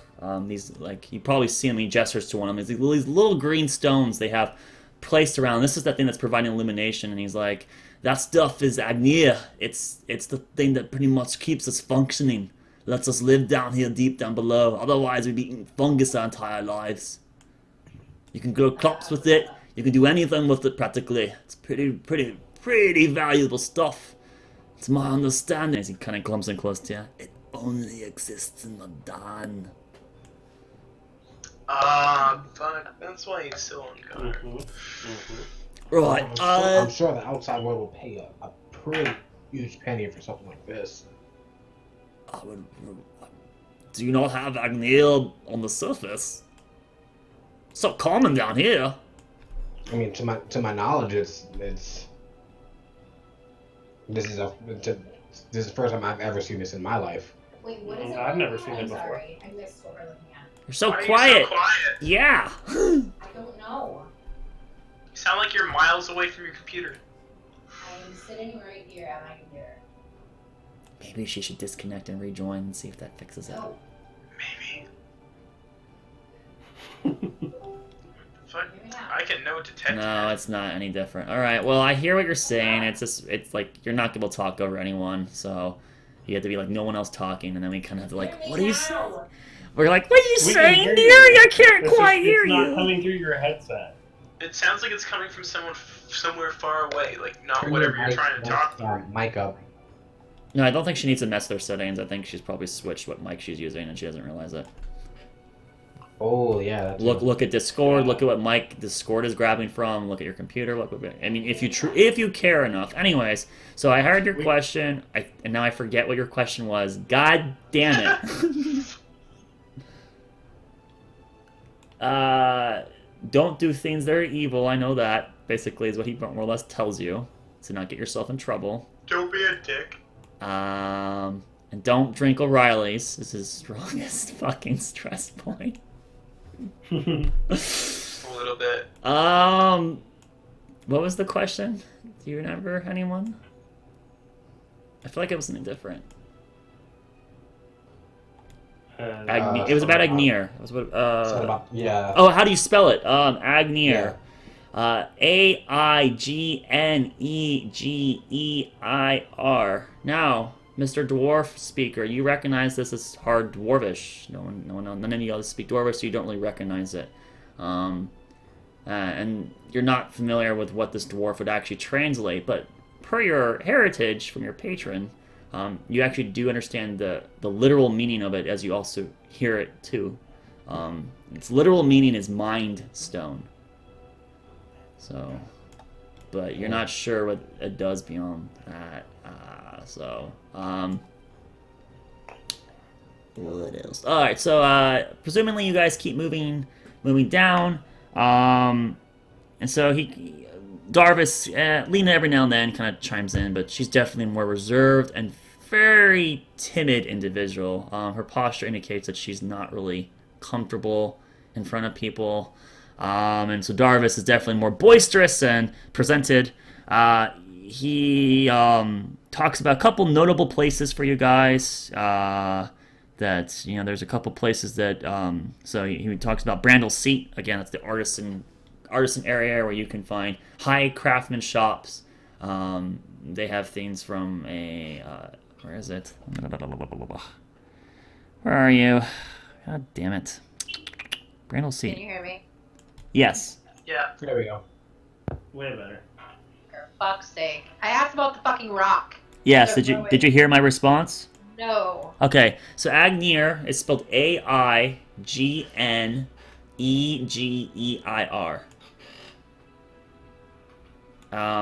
And this is a dwarvish word, so you can tell it's dwarvish, but you don't know what it means. I told Rodrick what it meant through his patronage, but you wouldn't know, so there's no point to reiterate it. So that answered your rock question, yes? Okay. Right, so as you guys keep moving south, Darvus continues presenting himself in a boisterous manner. Lena's still chiming in now and then, but being very reserved. And he kind of tells you about some notable places that might be of interest to you. Specifically, he re-mentions Brandle's Seat, which has a couple locations, and apparently this... Oh, you know what? That's why I'm not reading this right. I'm looking at the wrong fucking note. Right, Brandle's Seat. So it has a bunch of high-quality place. Egret's Cropping is a lovely place for lads to go to. It's not necessarily a brothel, but it's a family-owned establishment run by a woman named Margaret. But Margaret has 4 daughters, no sons, and these ladies are of very pretty variety. As he says the word pretty, he actually eyes Lena momentarily. So it's very popular among the lads. For them to go there and get some food. Really good meal, good place to sleep, but that does cost a little bit more money. Definitely on the up and up. Unfortunately, O'Reilly's happens to be technically considered in Brandle's Seat, but don't be fooled. It will kill you. It's poison. Okay. There's Hoff's Hammer. That's a smithery. He makes really good weapons, but he charges pretty heavy for it. So Whose hammer? Hoff's Hammer, run by blacksmith Rodrick Hoff. He's a long-time blacksmith, definitely in his years, but he can make a good weapon. I'm sure to you, it's worth the coin if you can afford it.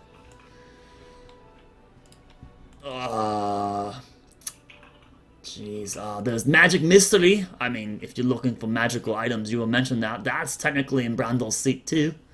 They sell enchanted goods there. I never shopped there. And Lena, and I've never shopped there either. Right, and it's Magic. I don't know the prices. I'm sorry, I can't offer you a general gist of what an item costs to be enchanted or any of that. Right, and that kind of covers the main things I think you might be interested in Brandle's Seat, unless you're looking for other things. Technically we just left in front of the Temple of Thorns as Laggard Boulevard. That's a lot of government buildings, archives. If you had to get permits for shit, I guess you could go there. Do you have a library?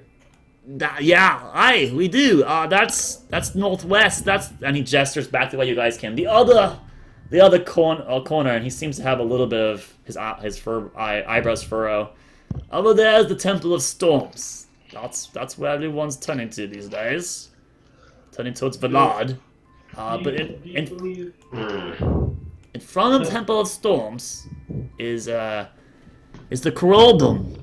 It's an archive. It's a university. There's a library there. If you had any interest in that, I'd urge you to go there. But please don't stay. Don't visit the Temple of Storms unless you really need to. We definitely could use the support on harder times. Don't worry. I will support you guys no matter what. If in fact that he looks towards Lena at this moment. In fact, if you guys, while you're walking, I'm sure you're gonna have people talking to you. If you could just kind of remind them about the praises of Marlesh and the old ways and returning to the roots, I would think. You should make pun some, intended. Marlesh for life buttons we could wear or something. That would be sweet. Or have some pamphlets as well. Yes. Pamphlets. Yes. Gosh, why didn't we think of this earlier? And he's like gesturing like angrily in the air. You guys are just full of brilliant buttons, pamphlets. What else could we do? For people to like sew on their clothes, even. Mm-hmm. We Little could patches. we could do a bake sale. That's brilliant! make little idea. cakes and stuff. Lena, I like this. we'll turn it around.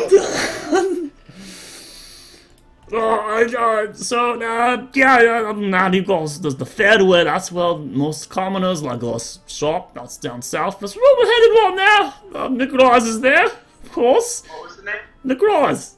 Oh, you mean the Fairway? That's when you get fair trade. Fair way. It's not just shops. That's where a lot of people live too. But it's pretty much the south end of the city. Well, we're entering it right now as you guys kind of like make your way, and you see to your right, there's definitely like a discrepancy between the buildings. There are a couple of blocks over, which seem to kind of curve and accent around the Brandel seat, which was this sort of circular-ish looking, I shouldn't say circular, it's more like a pentagram, I guess, kind of, not pentagram, hexagram, I guess, or hexagon, yeah, or whatever, a symmetrical shape in the middle. It's kind of like a circle. Anyway, so these buildings that are near the middle seem to have a more higher grade cut to them, more clean, more well refined, and the buildings that you're kind of now moving into are much more lower middle class. Right. So I mean, if you don't have lots of corn, but you still need a smith, I would recommend you go to the Smiths. I got the name for a reason. They make pretty good wares. Let's see. If we don't have space at McRye's, you can go to the Glade Hopper. But be aware the Glade Hopper is also renowned for being a place for those of the physical. He means a brothel. Is what that place is. Not that I'm judging. Oh. I mean everyone. Yes. Have you lads ever had a? And he currently like cuts his lip as like his tongue as he looks towards Lena. Right. Not like I ever have, Lena. I've never gone. He's clearly like flustered as he's like looking at her, and you see he's blushing as he's like every time he glances towards her, and she is like lifting one eyebrow out of him. What, Darvus? What is it? I've never done that. Well, I mean, don't let me hold you back. If you guys wanna do, you do you. Right, it's there. But I mean, some men have urges, but I've never done it. Oh, yeah, totally. I'm saving myself for someone special. And his eyes dart towards Lena again. Right, soon. You softy, you. He's like shooing you away. Right, yeah. Nudge Evelyn like, don't put the man on the spot like that. Oh. So you could go there. I've heard things about it. Right. So this is the Bryce Brewery, the great place. We're almost there. You can kind of see it's really like he's pointing to these like little chimney stack. That's it right there. You can see a little couple blocks away. Smith's right. Oh, there's a place for herbs and the like. It doesn't really have a name. I mean, well, we call it remedies, but it's a kind of sign of a. Would they have like potions there, like health potions, maybe? And they sell stuff of the like. Dr. Nyon is the one who runs it. He's a really good chap. Sounds like something Orc should check out. And I think that's all I can really think of right now. I mean, those are the places that I think you maybe would want to go if you're going into the mines. Yeah. Is there anything else that you want to do? What kind of beers does your family make? Or other imbibement? God damn it. So this is where I don't know shit about alcohol, so I really can't, like... Unfortunately, I can't... I just don't have the knowledge to actually artistically write you guys something good about well, that. I hope you make rye beer, if your name is McRye. They make ale. Like that, They make ale. It's and ale's made of hops, right? I don't know. I can't. meant like, does he have like other things like mead or anything lousy? I would assume so. That the McRye. So he like kind of gets up into a spiel, and McRyes are definitely a family of brewers. That's what their family heritage. It's kind of odd. So his father's side of the family has heavily invested into brewing, and they've almost always have wedded other brewers, kind of like almost political marriage, just try to make the best ale possible. And then his father married, kind of broke the mold there. His father married, ever since the mines kind of got closed down, they didn't really have those options. The brewing scene has definitely dried up when they got cut off from the majority of the farms out beyond. They do have a farming community here, but that has kind of been more of like ramshackled together based off of the environment. Like Midan's not supposed to have farms in front of it. It was supposed to be migrated to them, and they've kind of had to deal with that as the way they've done now. So these farms aren't big, they're small, and they're kind of like a last-ditch effort to try to make sure people don't die. So the real farms are way out near Karat, basically. And so, with that in mind, I forget where I was going to go with this. We were getting to the barn. Right. So I mean, they do make different beverages. His father married a woman from the clergy, from the Thorn of Marlesh. But when she had the two Yunnins, him and his brother Glemon, she withdrew herself, and so he decided to continue that as sort of like an indebtment to make sure that their family continues on that legacy, so it's not gone. So he's championing on to continue with Marlesh, while his brother is super pioneering, trying to get that ale business going, and they're the only two left of their name right now, at least from his knowledge, the two McRyes of their generation. And I mean, Glemon apparently fancies a lot of women, but he hasn't gotten serious with any, and he doesn't really talk about himself. And then there you guys are in front of this building. He gestures to the door. He doesn't even knock. He just opens up. As he opens it, he yells, "Mother's not home! I got company!" You hear his footsteps clunk, clunk, clunk as he goes inside, and you guys are free to enter if you want. Lena is like just looking at all of you, like waiting for you to enter. I enter. All right, so you enter a building. It's not terribly large. It's in the fairway. It's a more mediocre-ish style place, but you do see you can smell if there's smells. I'm assuming there's smells related to brewing. So you can smell brewing basically happening. You see one individual who's currently hugging Darvus very tightly, and he's like, "Oh, Mom! Oh, Mom!" And he's like patting her back as she's pretty much choking him to death. "Where have you been? Oh, I've been worried sick about you. Oh, I can't breathe. Oh." She lets go of him. He's like red in the face. "Who are these people?" "Oh, these are what do you guys go by?" Hello. Greetings. "What? They're not normal, Mom." She's like looking at you all. I realize that. The important part is we're here to buy ale. Yes, Oh, we hear you excellent. have good ale. As soon as you heard it said bye, you hear a shout from the back. What?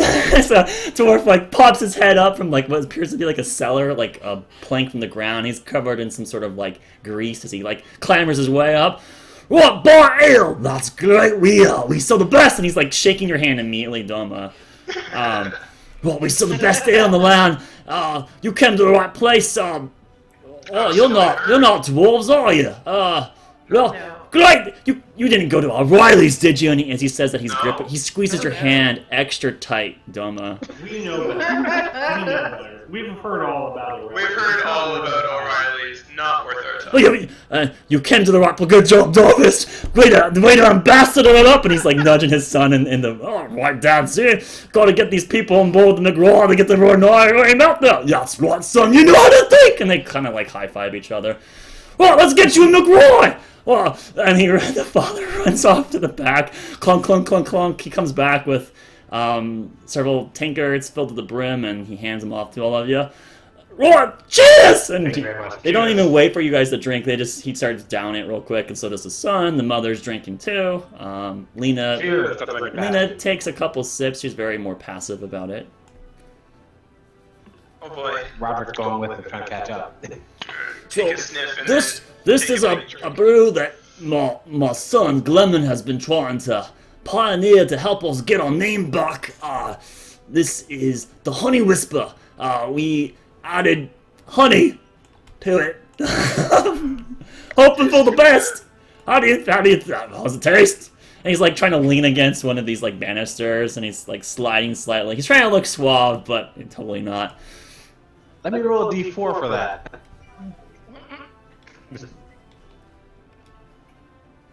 Alright, evens.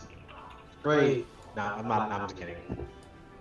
You're allowed to do that if you want. I mean, you could also do a perception check to see if it tastes good too, and I can tell you what I think it should taste like based on your perception. Alright, yeah, do perception check. Alright, so those of you that are interested in finding out what a McRye Honey Whisper tastes I rolled like. a 4. A I like 4. it. It's alcohol. Yeah, I it's got a nat 20. nat 20. Alright, so, You know how to make it better. 19. damn, we got some fucking No, wait, connoisseurs. perception? Yes. That'd be a 24 with my perception now. Is, They know how to make it is better. Oric jumping in on this train too, or is he just guzzling it? 1d3. I'm just sipping. Alright. Demi, there's no bad taste, and it's pretty good, so you just, like, down it real quick, but you down it faster than you should have, and there's, like, a burn in your throat. But maybe it's not, like, a bad burn. I mean, it's alcohol kicking in, so, I mean, but it definitely has, like, this sense that this is alcohol you're consuming. From Evelyn and Rodrick's perspective, at first you couldn't even tell that it actually was alcohol, but you do feel that buzz kicking in, and it's pretty potent. So you can definitely realize that this would be a very good drink for people that don't like the taste of alcohol. If you like the taste of alcohol, you probably won't really prefer it, but it definitely could pass for a normal drink that could still provide a buzz. So it could be very popular in the right crowd. This is amazing. This could do very well on the surface. I am hooked for life. Oh, the surface I'll be is shopping here now. you all come from the surface, huh? And they need ale up there, right? You can see like money in his eyes. And this will do good. His eyes just turned to gold coins. He like runs up to his wife and he squeezes her. Oh, we're saved! Oh yes! We'll show those O'Reillys. Yes, O'Reillys. I forgot their enemy's name. Jesus Christ. They both have these like sharp R's in their names, so him and his wife are like embracing. They're like all happy, overjoyed, and so they definitely seem to be a very amiable and friendly family. Is there anything else you guys would like to do, or would you like to Another chill? round. All right. Well, this one will have to cost you. The first one on the house, but this one will cost you. Let's give you a family discount. Why not? 1 copper. Yeah. All right. I flipped 3 onto the table. All right. So you throw whatever copper you're willing to throw. He's only charging you 1. So just duct whatever you want, and you get another round of Honey Whisper. Would you like to try one of our other brews? Sure. So Have you tried? I'm Are good there any right based there. on berries? Oh, bit and it seems to kind of If like, not, it's a good idea. right. That was something more from the old farm. We don't necessarily have bellies around Oh. here. Sorry, That's not good. Well, if we could somehow get in contact with them, that would be great. Well, but these people said that they're gonna be heading to the mines. Oh, you don't say. And they're gonna go maybe to Krot, is it?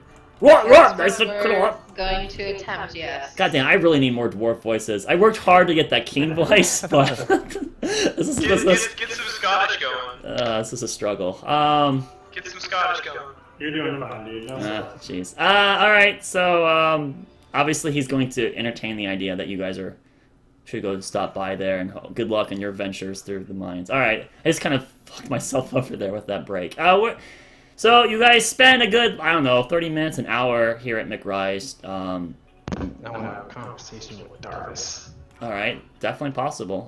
So yeah, at some point you and Be Darvus get allowed to. with everybody around, doesn't matter. Do you want to go in a? So where do you want to go? Like, do you want to pull him to the side? Is there a place that we can just kind of sit and just... Yeah. Yes, Yeah. as you're in this facility, it is a brewery, and majority of the space is a brewery, but there is a second floor. You do see that they attempted to kind of expand upon it with self-made craftsmanship and carpentry to kind of try to expand it into an inn. The front is more of like a restaurant-ish styled, not very large space. It has about 4 tables total. But it has a cozy feel. But the majority of the space is definitely a brewery, and that's what the family's trying, or at least definitely was known for in the past. And they're trying to desperately hold on to those roots because it's very important to them, obviously. So there's a couple tables you can sit in the front. You could like wander your way up to the second floor if you'd like. Just to kind of save a little bit of time. The conversation was talked about. Darvus brought up to them about, or actually I'll say Lena brought up to Gale about staying the night for you guys, and she's more than willing to accommodate all of you. They have the space, she says, and if they don't, they'll find a way to get you all. You're as good as family now! We'll definitely find a way to get you a better, comfortable way of rest. Thank you. That means so much. Thank you so much. Yeah, it's so needed. Really? Oh god. Right, and if that means that, and she looks towards her husband, if that means the old man has to sleep on the floor, well, so be it. Right, my back can take it! He's like, cracking. Okay. We have some bedrolls and stuff like that. Maybe some blankets or something. Would be great. Don't We'll worry, as long figure it as out. you- We'll figure it out. You're definitely more than allowed, and no charge. You're as good as family. And she's like grabbing your hand, and there's this like very motherly charm as she's holding on to your hand, Evelyn. Another one. Another. Rodrick. Make a con saving throw, Rodrick. You only had like I haven't. Yes, I know, but at this But they're point, strong. you're going for a third. Come on now. And that's 2. So as you say that, you literally like as you say it kicks in. You're like, no, one, please. Oh, I think we're good. Rodrick. I think we're good. Where's Darvus? Darvus. Yes. What can I do? Darvus. Listen. Make sure you cherish your mother and your father. Oh man, he's getting emotional. Of course, my brother, dwarves always valued blood is the most important. As great as ale is, it's not thicker than blood, and blood is always the most important. But we're a family of ale, so it's like we're combined ale and blood, and the dad kind of chimes in, like they have like a saying, blood is bigger than ale, but dwarf ale, and they don't even have like a finished statement. But they seem to like almost have practiced it to a T, and they like both laugh And at the then very you just can't end. do it when it comes I to love it. it. I love it. Seeing you all makes me happy and think of when I was young, and I had my family. You don't. This is the father talking, Lorcan. You don't look that young. What can I do to make a different pitch for it? Scottish. I don't really know Scottish. Aye, Marion Pippin. a tired tone. Aye, my shillelagh, Christ mahogany, you got me there, laddie. So, you wanted, you don't look that old, laddie. Yeah, I'm only like 26. Oh, that's so young. Dwarves, that used to be a child in Oz. Yay. Jesus Christ, that's so bad. From the mention of Marion, Doma's gonna order another one. All right, you can make a con saving throw. Anyone that wants anyone wants a third round, you can make a con saving throw. Get too inebriated to the point That's that. a 10. All right, a 10 con saving throw for you, Mr. Paladin. With the addeds, I forgot. Yes, it's a saving throw. Oh, Rodrick wasn't technically in the +4 in the aura. Shit. Doesn't matter, it was a 2. It was still bad, yeah. 16? Yeah, you could go for a third. You're feeling it, but you could go for a third. You're not probably going to upchuck unless it just doesn't sit well. So there's a risk, but you can go for it if you want. Yeah, I'm drinking that third. Alright, what would you like? An ale? A blue? I'm sorry, it's the well, Darvus could be speaking too. Never mind. Something strong. What he's trying to say? It's, give me a second. And he runs to the back. This calls for a celebration. We've, for better timings. And he, like, runs down to the cellar. And he comes back up. And he's got a very old-looking bottle in his hand. Oh boy. I want some of that. This is the only one we have, but I feel like this is the celebration that. Why not? Are you okay with this, honey? And Gail, she nods. It's always better to have it with family, right? This is the only legitimate McRye we have. Oh man. If you would all be honored as I am. He's like licking his lip as so is Darvus. They've been waiting a long time. We can crack this baby open if you would like to try some. Yes. I would be honored. What? Yeah, let's get them fresh cups. And then the mom runs off. Lena is still trying to finish her first one. And then a whole bunch of glass cups. They look like they're more of the finer quality, not like a tinkered or like a wooden cup or anything. Like this is definitely glass. It's higher, like the highest probably cup, finest china they have. Effectively, that's what you kind of surmise. And he uncorks and you hear this noise. And you see like kind of mist come out of it, and the father sniffs it. Oh, baby, that's so good. And then he just pours a little bit, and each one of you get this glass about halfway filled up. All right, cheers. Cheers. Alright, and you all To take families who bonding. So, Orc, do you take a swig? Yeah, I'll take a drink. Alright, Doma, you take some too? Oh yeah. Rodrick, do you take some? Alright, and Evelyn, you took some? Yeah. Alright, oh god, I totally forgot about Aniel. Yeah, what's she drinking? So, she probably wouldn't, I don't think she'd be drinking. she probably wouldn't Might be, try it. but she definitely, in this environment, she would do what the majority of you are doing, trying to fit in. So, she would have taken, she's very, very probably similar to Lena, and she's very reserved, and she's still got her first, and so she's like, oh no, I'm okay, this is more enough. But clearly, from like occasional glances, you can tell that she's not really drinking it. She just kind of like puts it up to her lips in an attempt to really please the hosts. At this moment, Lena actually, as you guys are drinking your shots, Lena actually slams her tankard down, and she's like, I'm done! And then she grabs one of these cups that is lingering around. They pour 2 extra cups, one for Lena and one for Aniel at some point, and Lena now quickly catches up to you. She cheers! And then she drinks it. And now, all of you are hit with probably the best drink you've ever had. No perception roll necessary. It's the best drink. It's incredibly strong. Is a burn supposed to be good or bad? I'm not sure. I don't know. It depends on the Depends on the alcohol. Okay. First two. So, Like, what? I like booze, personally, but Yeah, if you get like high proof and if it's smooth, that's easy to drink. Okay, well the high proof smooth. I don't. Whatever is high quality. Okay, all right. You're talking to a guy that never drinks. Smooth with an afterburn. Yes, that's exactly what you want. Okay, Yeah. so smooth with an afterburn, but not Yep. not overpowering where it hurts, right? Just Right. okay. That's what you Yeah, get. like 151. It's very, You want it very, absolutely very amazing, good. Aged. Wow. Oh, that's some Oh. strong stuff. That's great. Another, That's Darvus is like yelling, another, and well, we've only popped it once, so let's go ahead and shout all out, and he goes ahead and goes another round. No, let's not get crazy. It's already poured in. He's already slided like this extra wave of cups to everyone.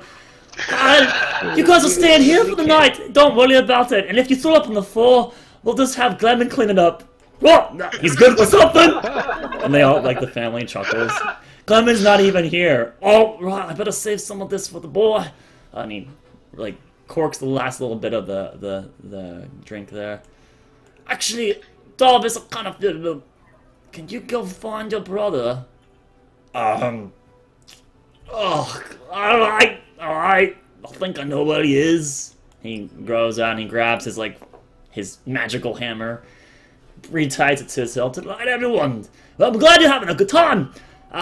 Thank you for being so good, folks. I'll be back. And he opens the door and leaves.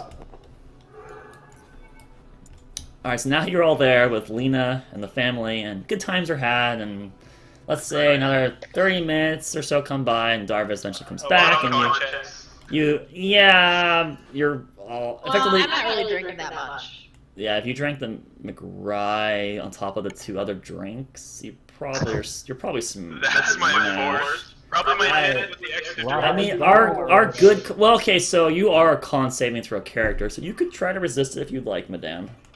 I would need you to roll twice. Once, Me? yes, if you want to try to not be inebriated, like to a heavy degree. Otherwise, you're just fucking smashed at this point. Definitely Rodrick and Doma are. Oh my god. I They, would like they probably shouldn't have drunken the McRye, but like that's a very hard thing to pass up on. I would like to roll it. Can I con save this? And you're not within his aura. No, you already were drunk beforehand, so you're just shit-faced, man. Almost drunk. I got a 16. Yeah, you're. I was on the edge, yeah. Alright. Okay, so Al, Oh my God. Al, you're smashed too. Or how about you, man? Are you trying to resist, or you just want to be? I've only had. I almost thought I had more than the McRae, but okay. I thought you guys took two. Okay, so then maybe not. No, it's just me and Doma that Well, the after second. 5 is still pretty. What's your total then? Yeah, at the mention of family, I ended up drinking a lot more. Evelyn, what was your total on this? You have proficiency in con saves, I know. Bunch of alcoholics. 10, you said. Yeah, no, Well, 10. we gotta drink You family. would be drunk at this point, not smashed like Rodrick or Doma, but you would be drunk. Oric, this is your second with the McRye. Can you one of the McRye. Can you go ahead and still roll a con saving throw? Yeah, It's that strong. That's totally fine. I'm not worried about it. And you fail. No, I'm at 21. you are good. You passed the clearance. Yeah. That was Yeah, almost you a needed one. you needed a 20 or higher to not be drunk. If you so you're not drunk. You're actually holding it. So you could technically go more if you'd like. All right. Let's roll for. Well, Anniel's not really drinking. What But about Lena, she's fine. She's down that one. Gale is fine. Lorcan is not good. He got nat 1. He's he's like screaming and he's walking around this high pitched Scottish voice that I haven't practiced, so I can't even do it on cue. Unfortunately, I keep defaulting to the dwarf. Darvus isn't here, but he eventually comes back in 30 minutes, and then you see another individual that almost looks identical to him. Very similarly, like his facial structure, his body is almost identical. You can definitely tell that they're siblings. The notable difference between the two of them, though, for sure, though, is that Glennon, as he quickly is introduced, has red hair. It's vibrant red. And it seems like a very, very cheery chap. I have no additional voice I can provide for this character right now. I have to practice something. So I would sound a lot like a lot of dwarfs talking to dwarfs. He is a very, very cheery chap, like the whole family. He's exasperated with tales and stories, and Right, like, so have you ever heard of the one where the ancient king of the dwarf empire, he was standing behold this horde of, what do you call it? Kobolds, right? Kobolds, and he lifted up his great sword, and it shone with a brilliance that you'll never have seen, and he flashed it in the eyes, and the kobolds were like, ah! And he charged in there, and he slaughtered them all. What a great story.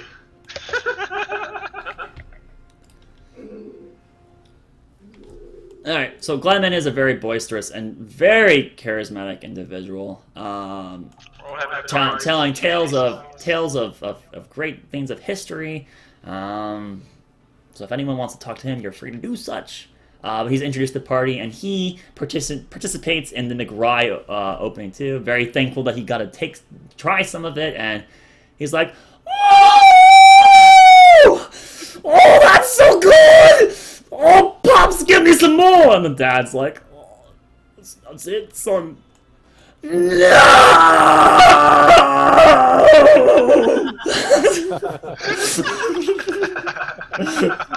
Is Gail still around?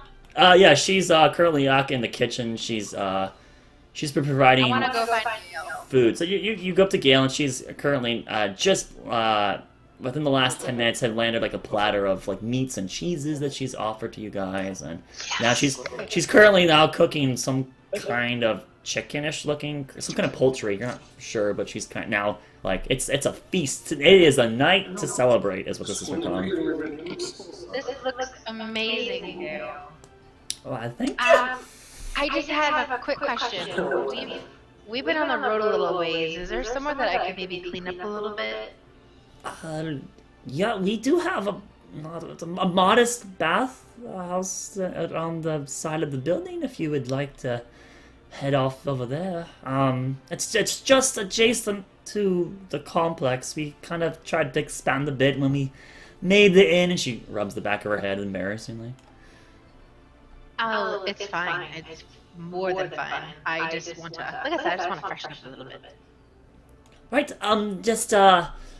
it's not like fancy anything like that. You just gotta, there should be some buckets of water not terribly far. Just, if you want, I can, Darvus! Yeah! Can you help, was Evelyn? Evelyn. Can you help Evelyn draw a bath? Right, definitely. And he like rolls up as he was kind of like sitting down in a chair, really like lackadaisically, almost like falling off it, somehow keeping himself still upon it. And you see he's kind of got a sway to him. Right, this way. Then he makes his way towards the door. So it's right out here, Evelyn. And he shows you off this like little, not terribly crudely made, but it definitely could have had better carpentry made in it. He shows you this, effectively, a tub. He quickly and wipes it down with like a rag that he has nearby to try to make it a little bit more pristine. It's not the cleanest thing ever, but it's not like crap, garbage, dirt, poor crap. It just doesn't seem like it doesn't seem to get a terrible lot of use from the visitors. Right. And so he's like, "Well, I'll be right back with some buckets of water for you. I'll get it from the well, and we'll get this baby up and running for you." And he like huddles off. And then within like 5 minutes, he comes back with a bucket. He throws it in. Right, I need another one. He runs back out, comes back with another bucket, throws it in. And now there's enough water in this tub to effectively,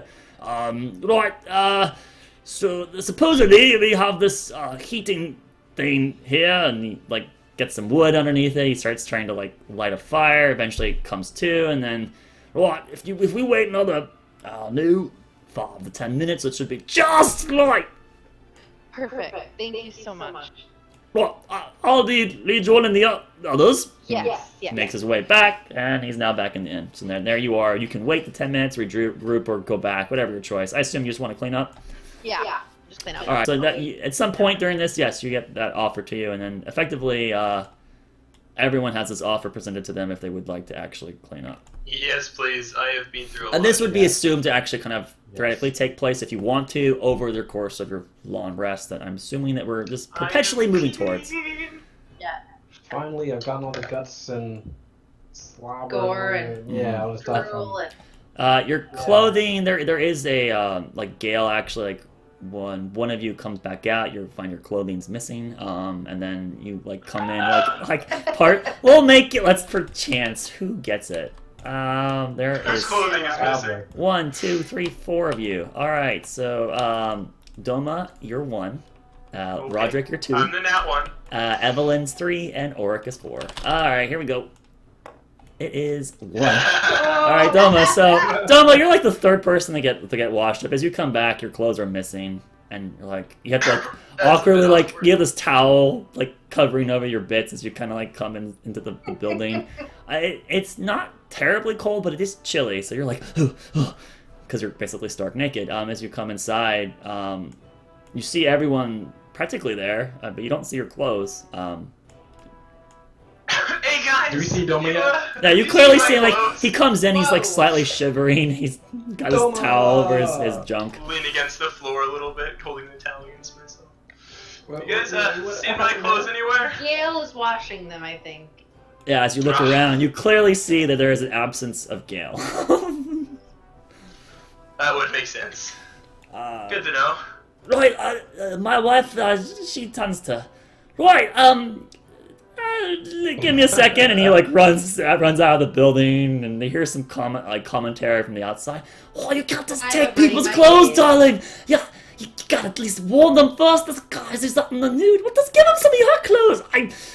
I don't know if they'll fit. He's kind of large, you know. But I just in 5 more minutes, and this will be clean. Oh, light. And the dwarf comes back, Lorcan. Come on, you've already seen me shirtless in the Just go ahead and stand by the fire, and we'll warm you up, and you'll get your clothes back in a I'll jiffy. not. I prestidigitation. Try to. Wait, can I warm them up with that a little bit? You can precipitation, not people. You can do clothing or articles. Yeah, clothing, well, the towel. Warm the You towel. a towel. You suddenly have a warm sensation on top of your junk that you weren't expecting a moment ago.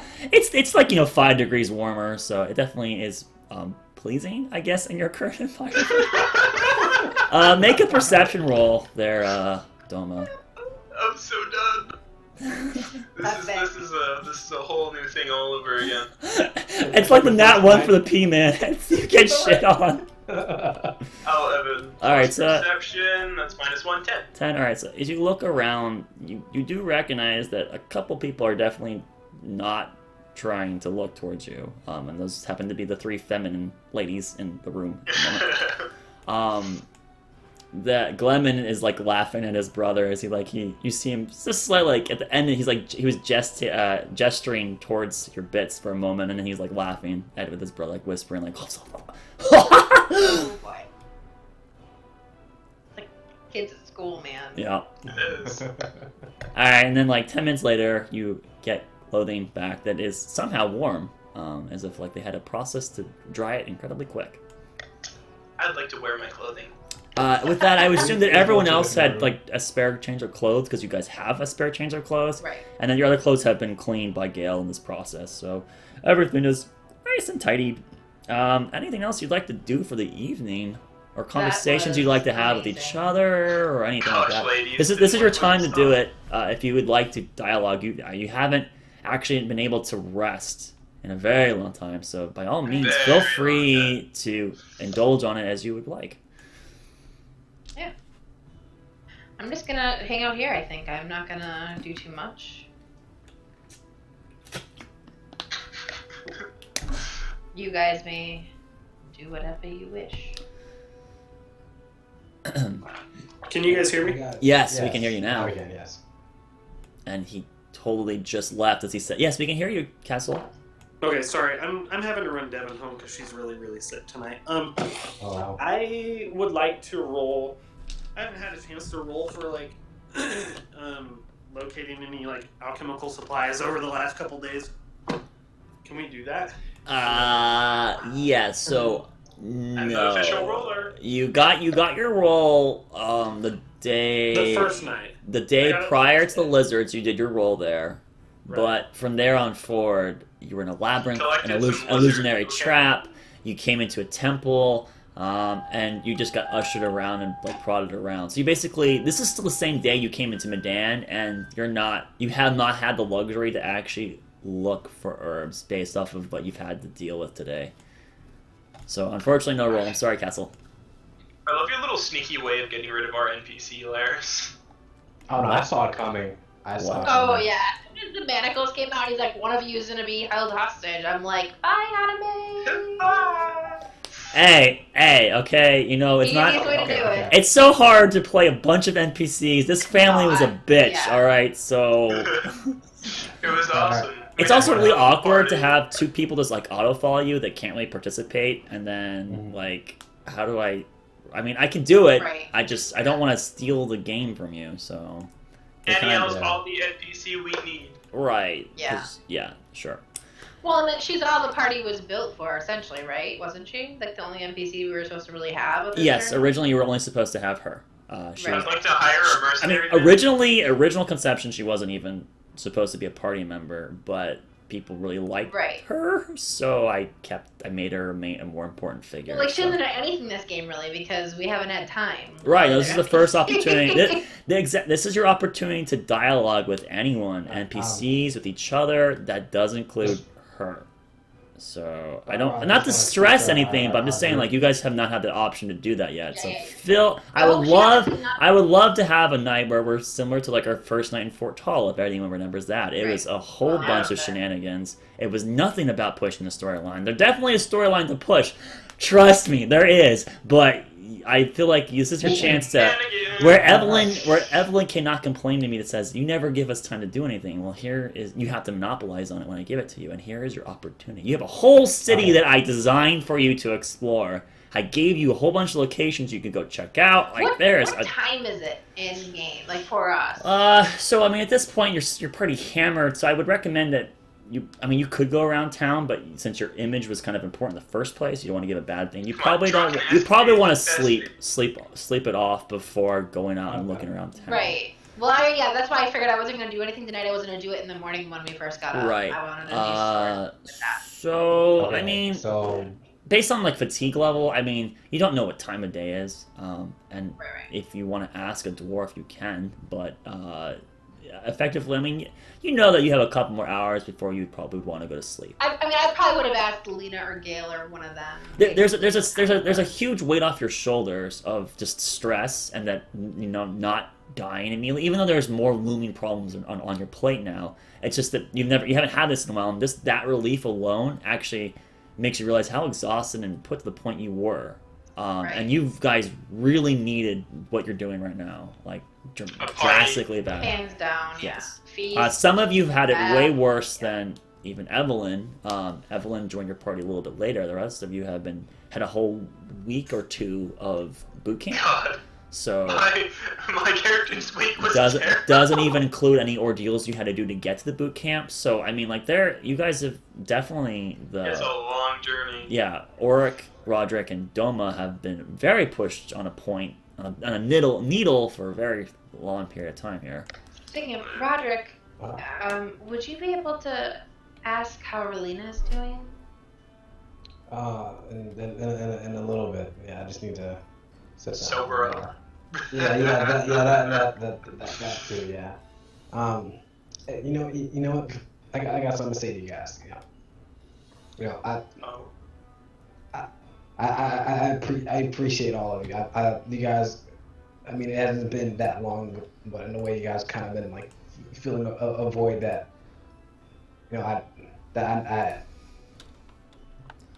I had, I guess, ripped from me at some point when I was younger.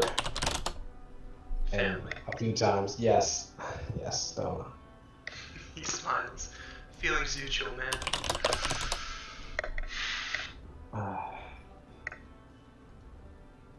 Oh God.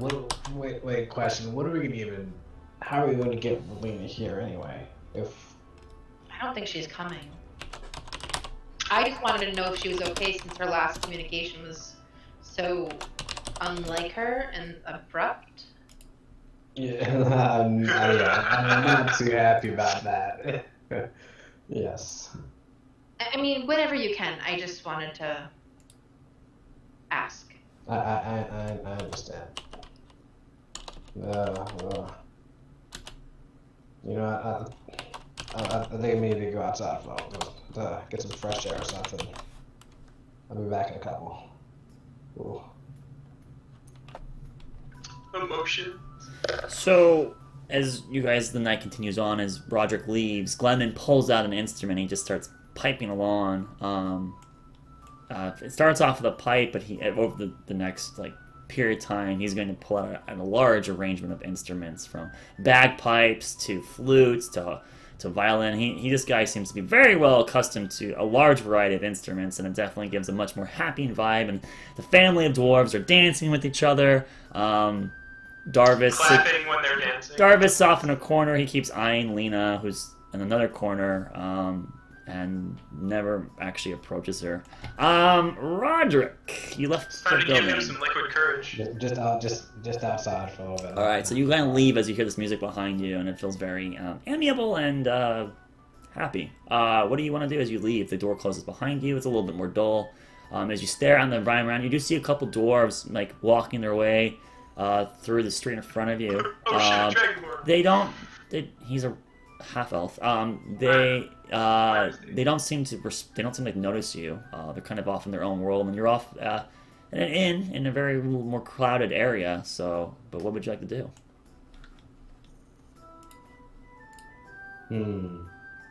All right. Just stand outside and just look around and take more into. Taking a breather.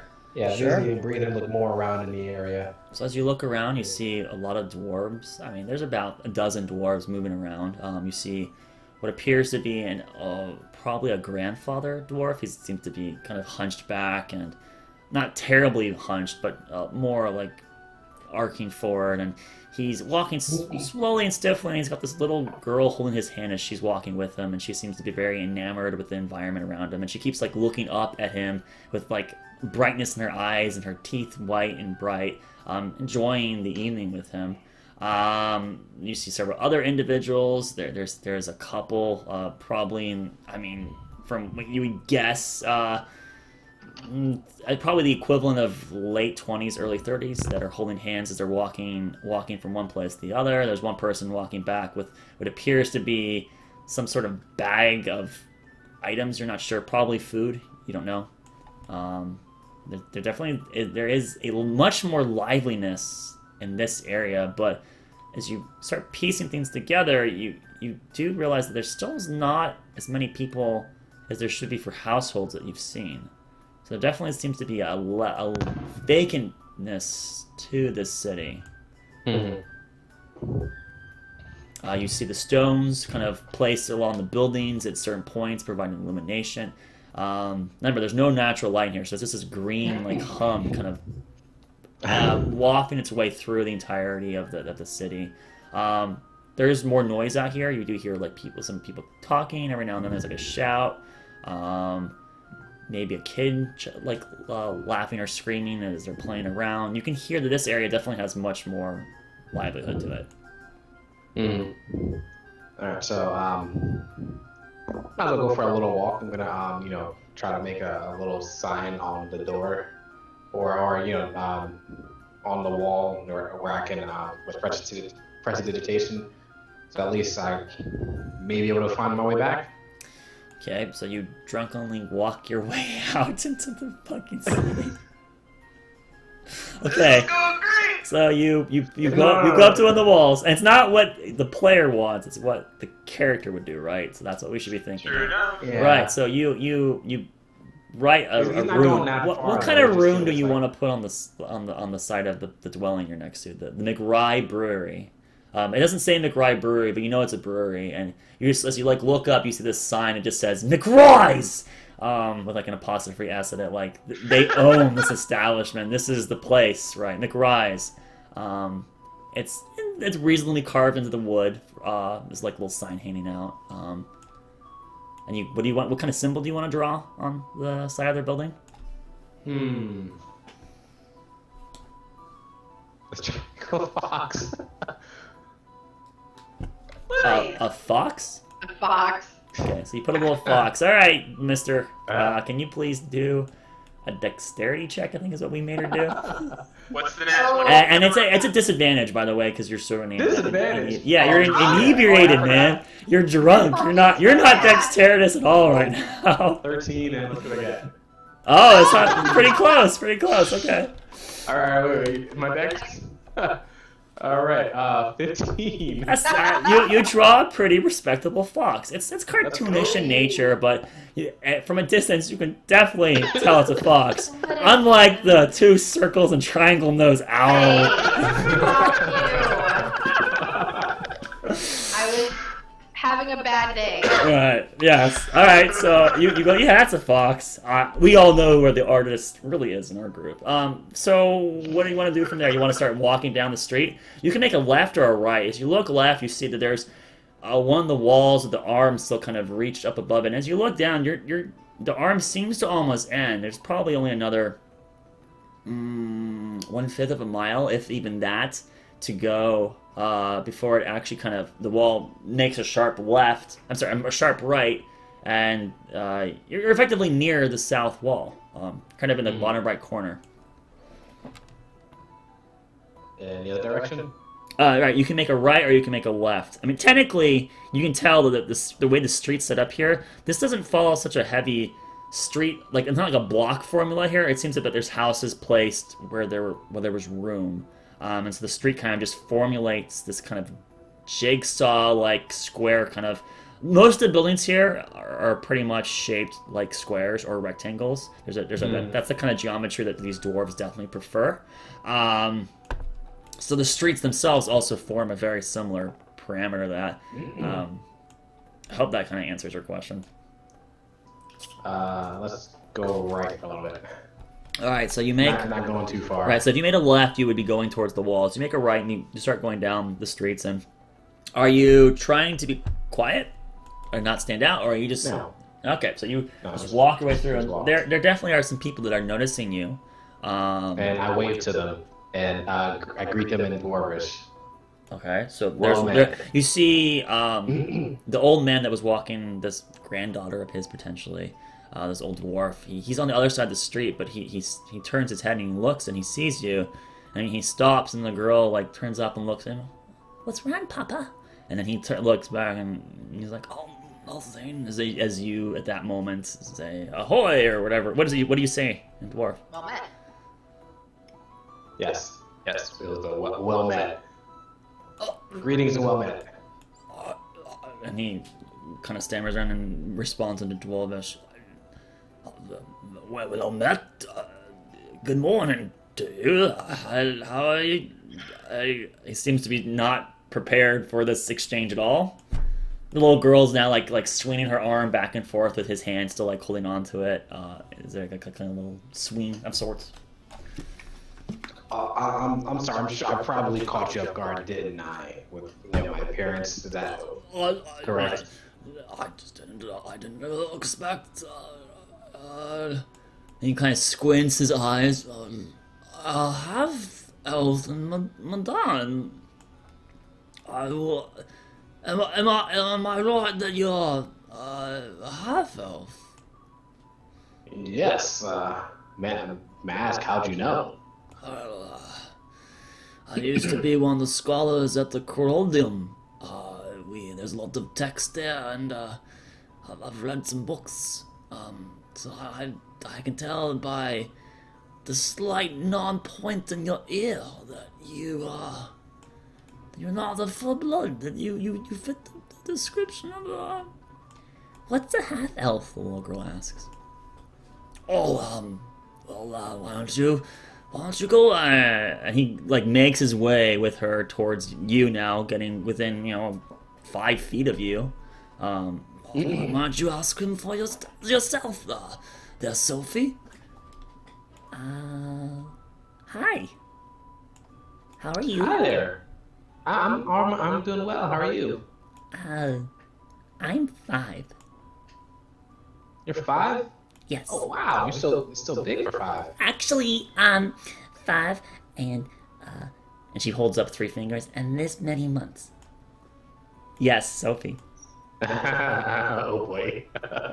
Did you not like get the whole bunch of hints of other people's characters starting to be Oh, no, intermixed? I love Okay. it. I absolutely love it. I mean, Darvus and Glenn, come on. This is amazing. Alright, Oh, alright. wow. I'm telling you, I was super stressing about Midan. I put a lot of work in Midan, goddammit. I'm skipping the city. Out of character, Darvus and Glummit are the two players that I first started playing WoW with. Just out of WoW character. I did or- a different campaign with a different character. She means but D&D. still. She means D&D. Yeah, this is that. They were the first characters that I knew, like. They're that Glenn technically had, a but- Kyle. Okay, no, they're technically my brother and my first actually played characters as well. That's a homage to. That I saw. No, they're our first D&D characters we ever made and actually played a Oh. legitimate game with. I mean, we played like an improv session with someone else made stuff, but those were our first two made characters. The McRyes! So I love seeing them. I'm sorry. Carry on. Go on with your conversation with Sophie. Sorry. So she's like, I'm not. Sophie's my character, so. So that's why she Oh, really? she left her the name is used. It's not literally Sophie though. There's obviously a difference I'm between not your a girl, yes. Okay, so she holds up 3 fingers and I'm 5 in this many months. Oh. You're 3 months? Wow. Uh-huh. She nods her head. Oh, you want us to know what a half elf was? Why are you so tall? Did you eat lots of vegetables? My papa says that you need to eat lots of vegetables. Yes, you do need lots of vegetables to get big and strong. Listen to your papa. Okay. Leading you down the right path. Offers a little giggle as she like takes a step back and like looks up at her grandpa. You're a very well-mannered man, good sir. Thank you very much. My name is Rodrick Greycrow. Oh, Rodrick, this is Sophie, and my name is Baldrick. Nice to meet your acquaintance. Oh, yes, very, very much so. Are you staying in Midan for long? More importantly, is the Great Gate open? Is that what's happened? No, the Great Gate is not open to my knowledge. Well then, how did you... Oh, never mind, that's a shame. It'd be really nice to see the other races, but, the books, the books. The books. Right, Sophie, Oh. say goodbye. Bye-bye. And, right, have a good morning. And he starts huddling his You way too. across. Like- Have a good Oh. morning. Oh my god. Our time schedule's so off. All right. Okay. All right. I'll see them off and I'll wave. All right, the little girl, like, she turns and looks back, like, every 12 seconds, and she waves as if you keep looking. Eventually, at one point, you're going to not, when you turn, and she's not, like, looking back and waving anymore. Seemingly distracted by something else that a kindergartner would be distracted with at that point. All right. That was amazing. I know, right? Well, A little bit of drunk stammering, but it went well. yeah. Rodrick could, Generally good look, impression. yeah, just look around and then go ahead and begin to make his try to make his way back. All right. So, I mean, there might be a couple more exchanges if you would like to, unless you want to avoid. If you want to avoid exchanges, let me know. No. All right, so then there will be more exchanges, but to save on brevity, go ahead and roll just a general charisma check. Just roll a d20 and add your I believe in you. charisma. Don't every time you said it, this happens. I've never once said I believe in you. The charisma. I believe in it's you a, too, it's a okay? 12. A 12. Yeah. So one of them goes favorably. Another good one on the belt, and there's one that didn't go as favorably. The person seemed to be more of a disdain towards your height, towards you specifically. Just he seemed disgruntled with you. And you kind of get the notion that this potentially could be related to just potential bigotry or fear or whatever.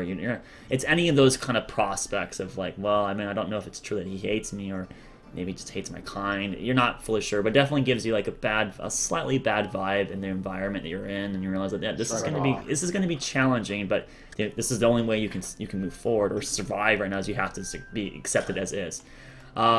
Specifically, you did notice that this individual was drunk, as he was walking around. So you kind of maybe chop it up to that. You do see that he had a bottle in his hand with a label. The label read O'Reilly's. Fuck the O'Reillys! He's an asshole because he drinks O'Reilly's. Yes, O'Reilly is the poison of the poison. Alright, so you eventually make your way back after 2 more exchanges. One went favorable. Not as good as the grandfather Sophie event, but... Alright, and you are now... I better fucking write this down, actually. Can I get the name of the old man again? I wasn't trying to spell it. Yeah, his name is Baldrick, and I gotta write this down too. Because I can't just do it on Get post-its. it up on the spot. Put these people in the archive of existing people that have been created. You resist. Congratulations. May your life go well. So Baldrick, B-A-L-D-R-I-C-K. Okay.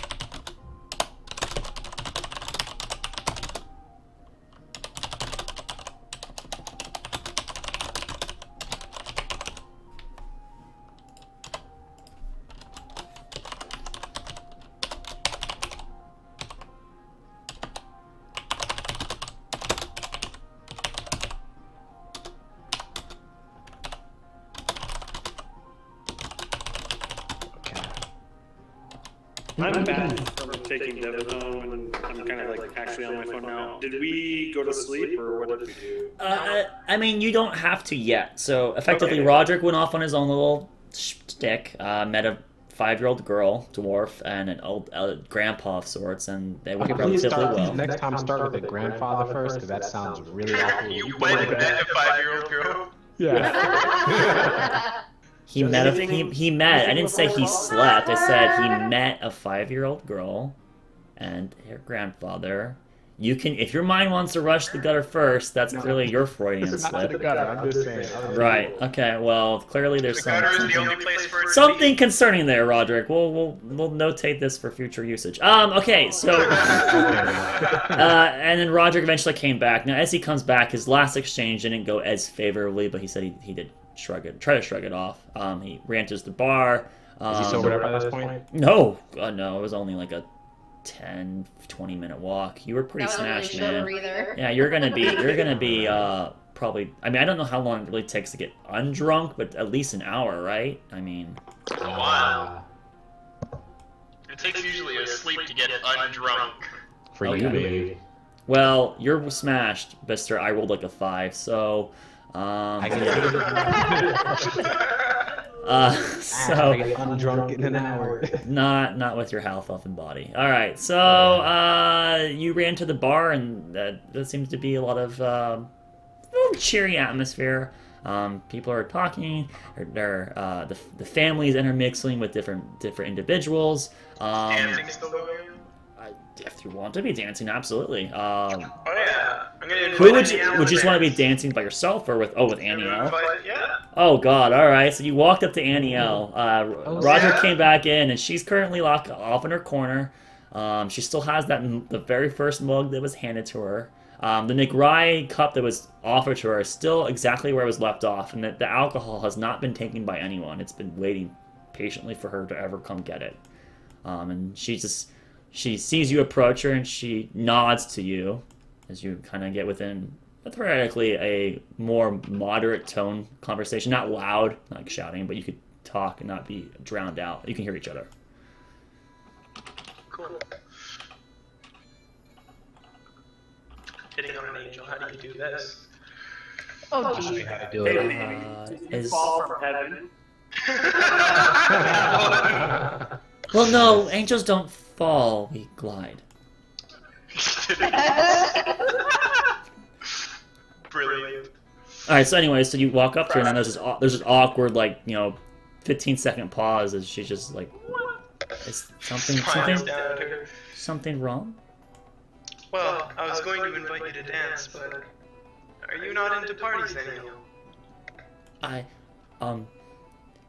He holds out his hand and smiles down at her. His used to be creepy smile when he was like this. He looks pretty nice. Don't. She seems definitely be a loss for He words. doesn't know how. It's you kind Dude, can of I hear this? Can we please hear this? Mr. Rodrick. Make a perception You can make check. perception with disadvantage, Mr. Drunk Ass, and allowed in. Happened? I mean, you probably wish you didn't drink so much, didn't you? Come on, give me another one. Oh my god! 19. Alright, I so just wanna watch. at the cusp of your hearing, you do hear like her very soft, timbre, angelic voice. It seems to kind of almost musically, like it's like a poem being read or a song being sung. There's a very nice crispness to it. And you can hear her. She's trying to be quiet, and she's definitely like stuttering to like figure out like what's going on. So you can hear, and you kind of your attention gets turned over to Doma, who seems to be very. He's like, I guess you said you offered your hand towards her, and I guess you're kind of bowing to a degree, probably. That's what my head's showing me. Yeah. And she's just kind of in the corner, and she's just like looking like she's trying to formulate a plan, but she just can't really think of anything. And she looks like a deer in a headlight. She's just not sure. Come on, it'll be fun.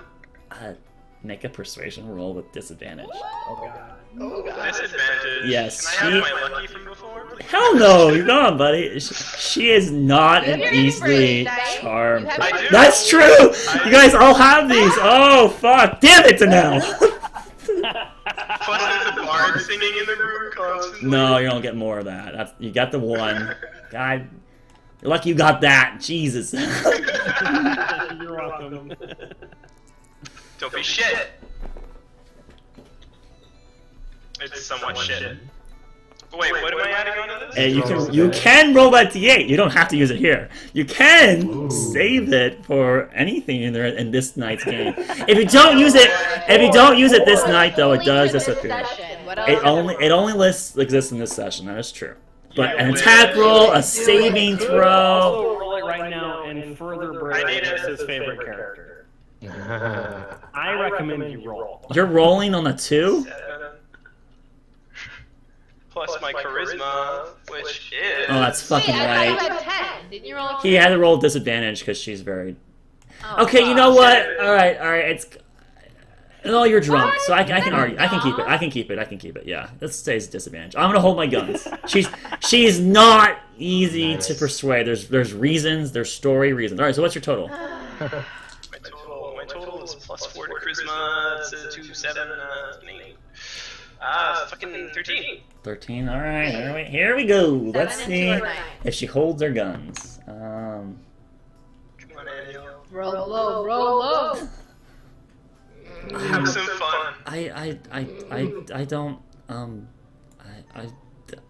In case you forgot, I'm not allowed to partake Dancing isn't in. against the rules, is No, it? but talking and Listen to you seduce a fucking angel, dude. Hey, I never said anything of talking. Just dance with me. of course it's a demon that's doing this to the angel, right? Like, come on. It'll be fun. So she kind of like stammers out that she's not supposed to basically be mingling with sentient races on your planet. So she rejects it. You get the rejection. You don't have to stop there, but there is a definite rejection involved in this moment. And she, at least not like fuck off, but it's like I'm kind of happy where I'm at the moment. Women like it. Women like it when there's more rejection. Oh God. I am not saying a word. I don't know what to say to that. Oh my god, man.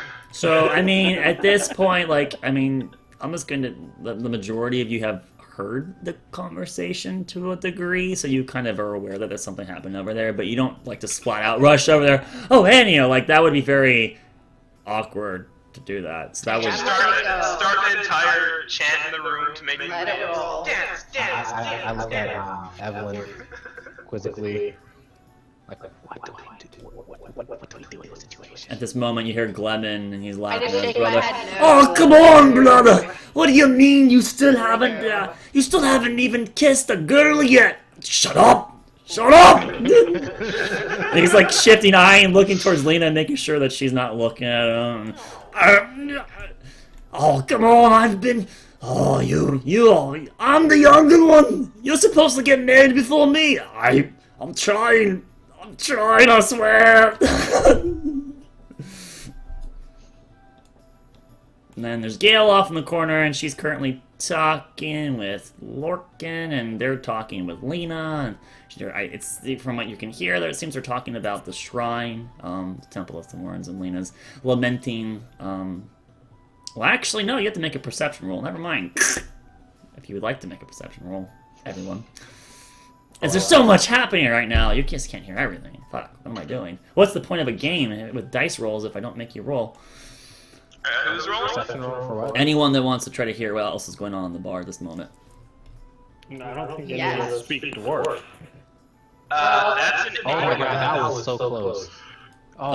They're not speaking in dwarf, they're speaking in common. So, there is, here's the thing. So, Let's go 16, 21. Alright, go ahead and make an intelligence check, actually, just based off of what you're in your current environment. Like, that's a good point, and it's kind of bugging you. Why are there dwarves speaking common? Intelligence, I'm at a 10, and then as far as the conversations went, I sent you a PM. I don't know if you saw that. Jeez, is it in Discord? Yeah, it's in Discord.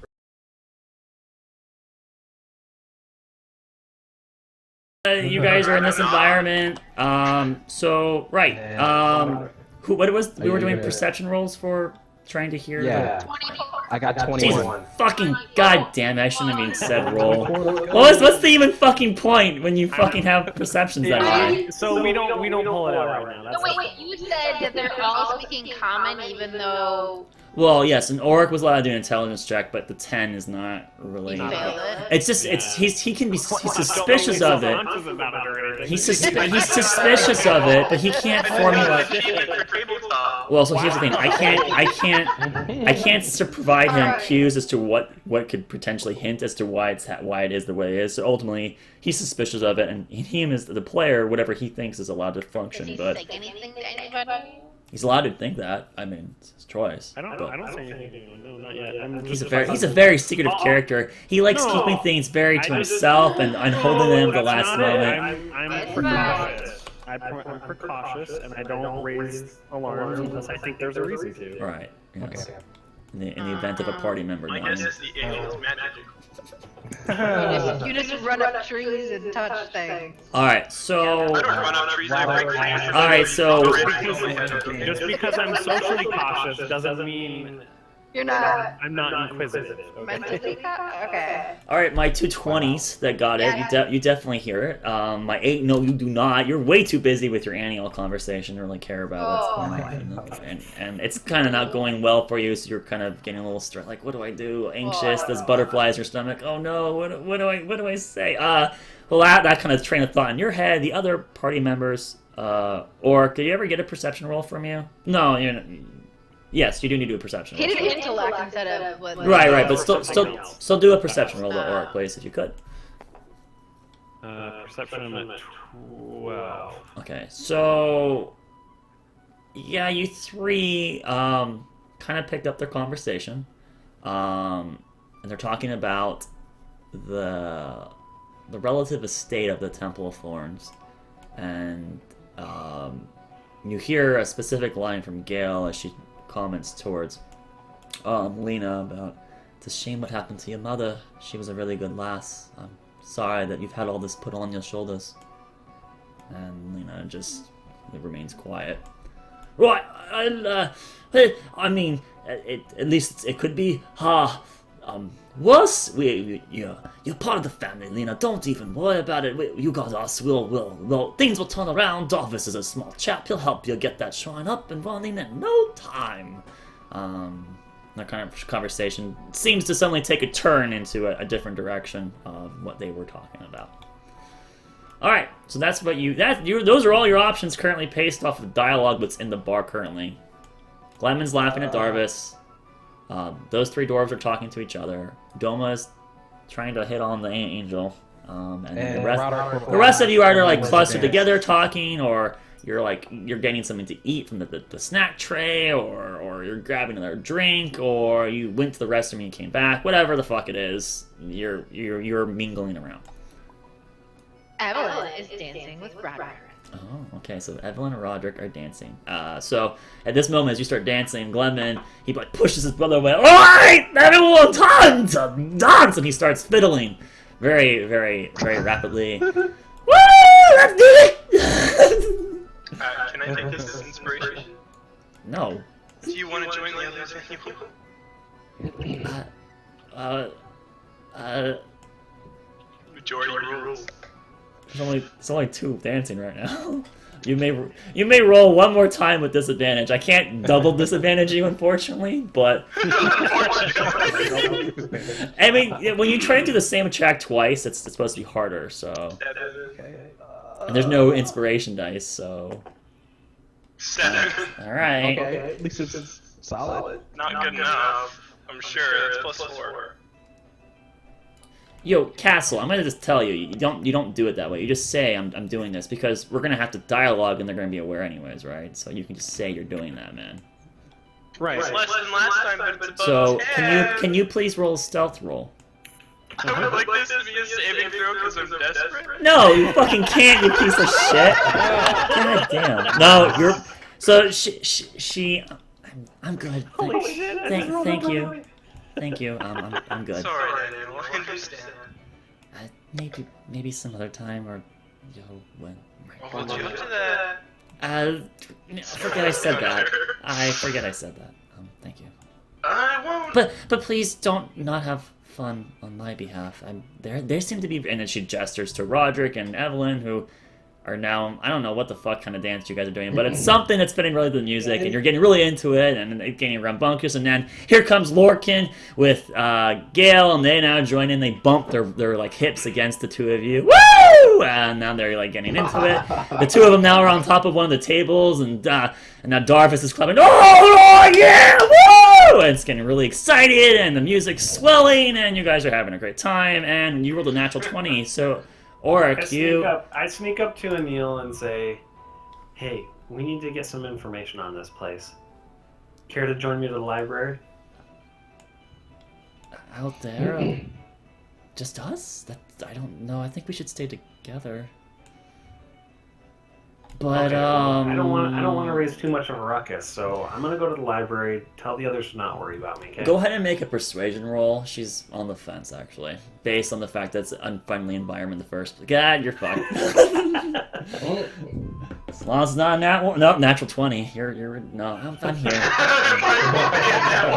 ain't happening. But, okay, if anyone, do you want me to... Can talk to Daniel. Do you want me to tell them that you're there, or if we don't find you that you're at the library? What would you like? Yeah, just tell them I went to the library. Tell them not to worry. If they ask, or like just be up yeah, front.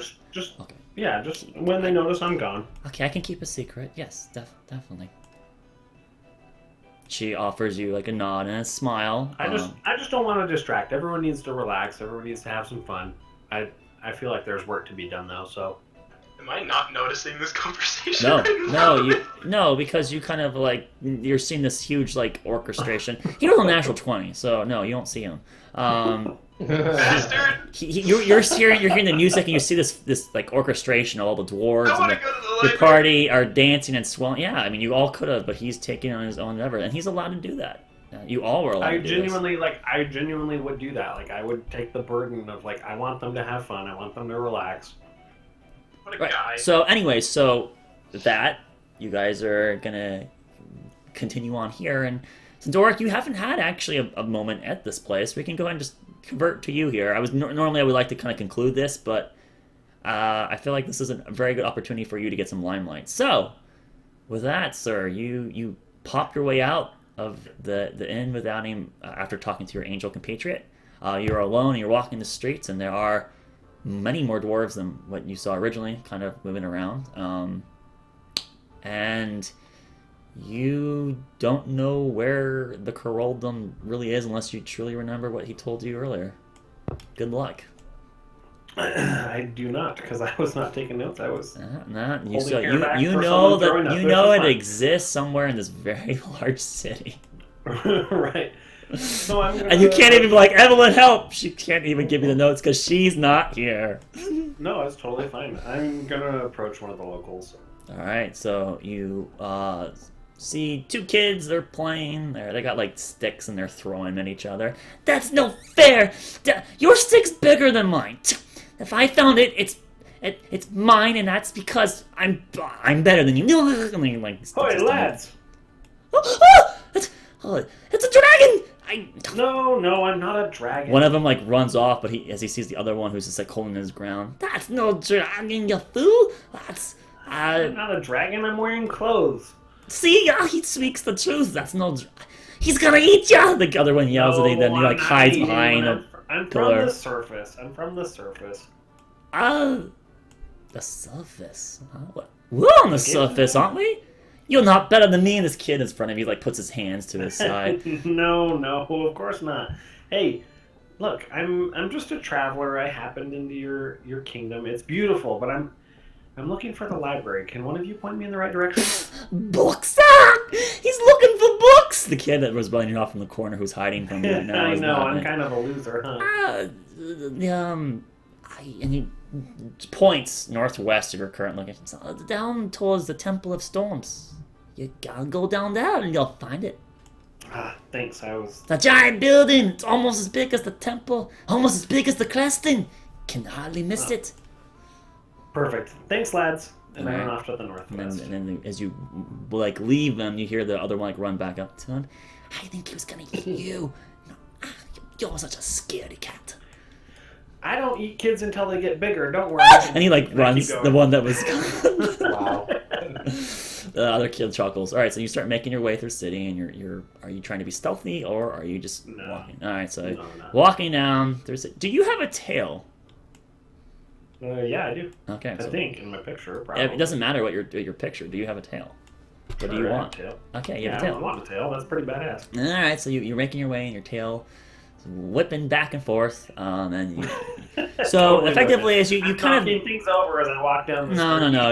You quickly find that you get on the main straight, actually, the very, very wide straight that you could like connect, and you can look straight down and you see the cresting, the palace, at the far end, and you turn around, you see you're near the south end of it, so you got like a mile-ish potentially to walk to get almost to the palace, and you know that the temples are basically adjacent to the palace, and the kid gestured that you go to the. I'm gonna walk it. All right, so you start walking just right down the middle, and there's a lot of dwarves walking in the middle. There you start seeing some wagons moving through on the street, and there's people like, oh, what the hell is that? I can't believe it. Why is there one of those here? And there's a lot of gossip and commentary from it. People are generally avoiding you. Unless they just kind of get blindsided you because they were too busy with something else, and like, a couple comments of like, I thought I heard that there was one of those kind in here. To make your way. Now, as you're moving through here, though, please make a perception check.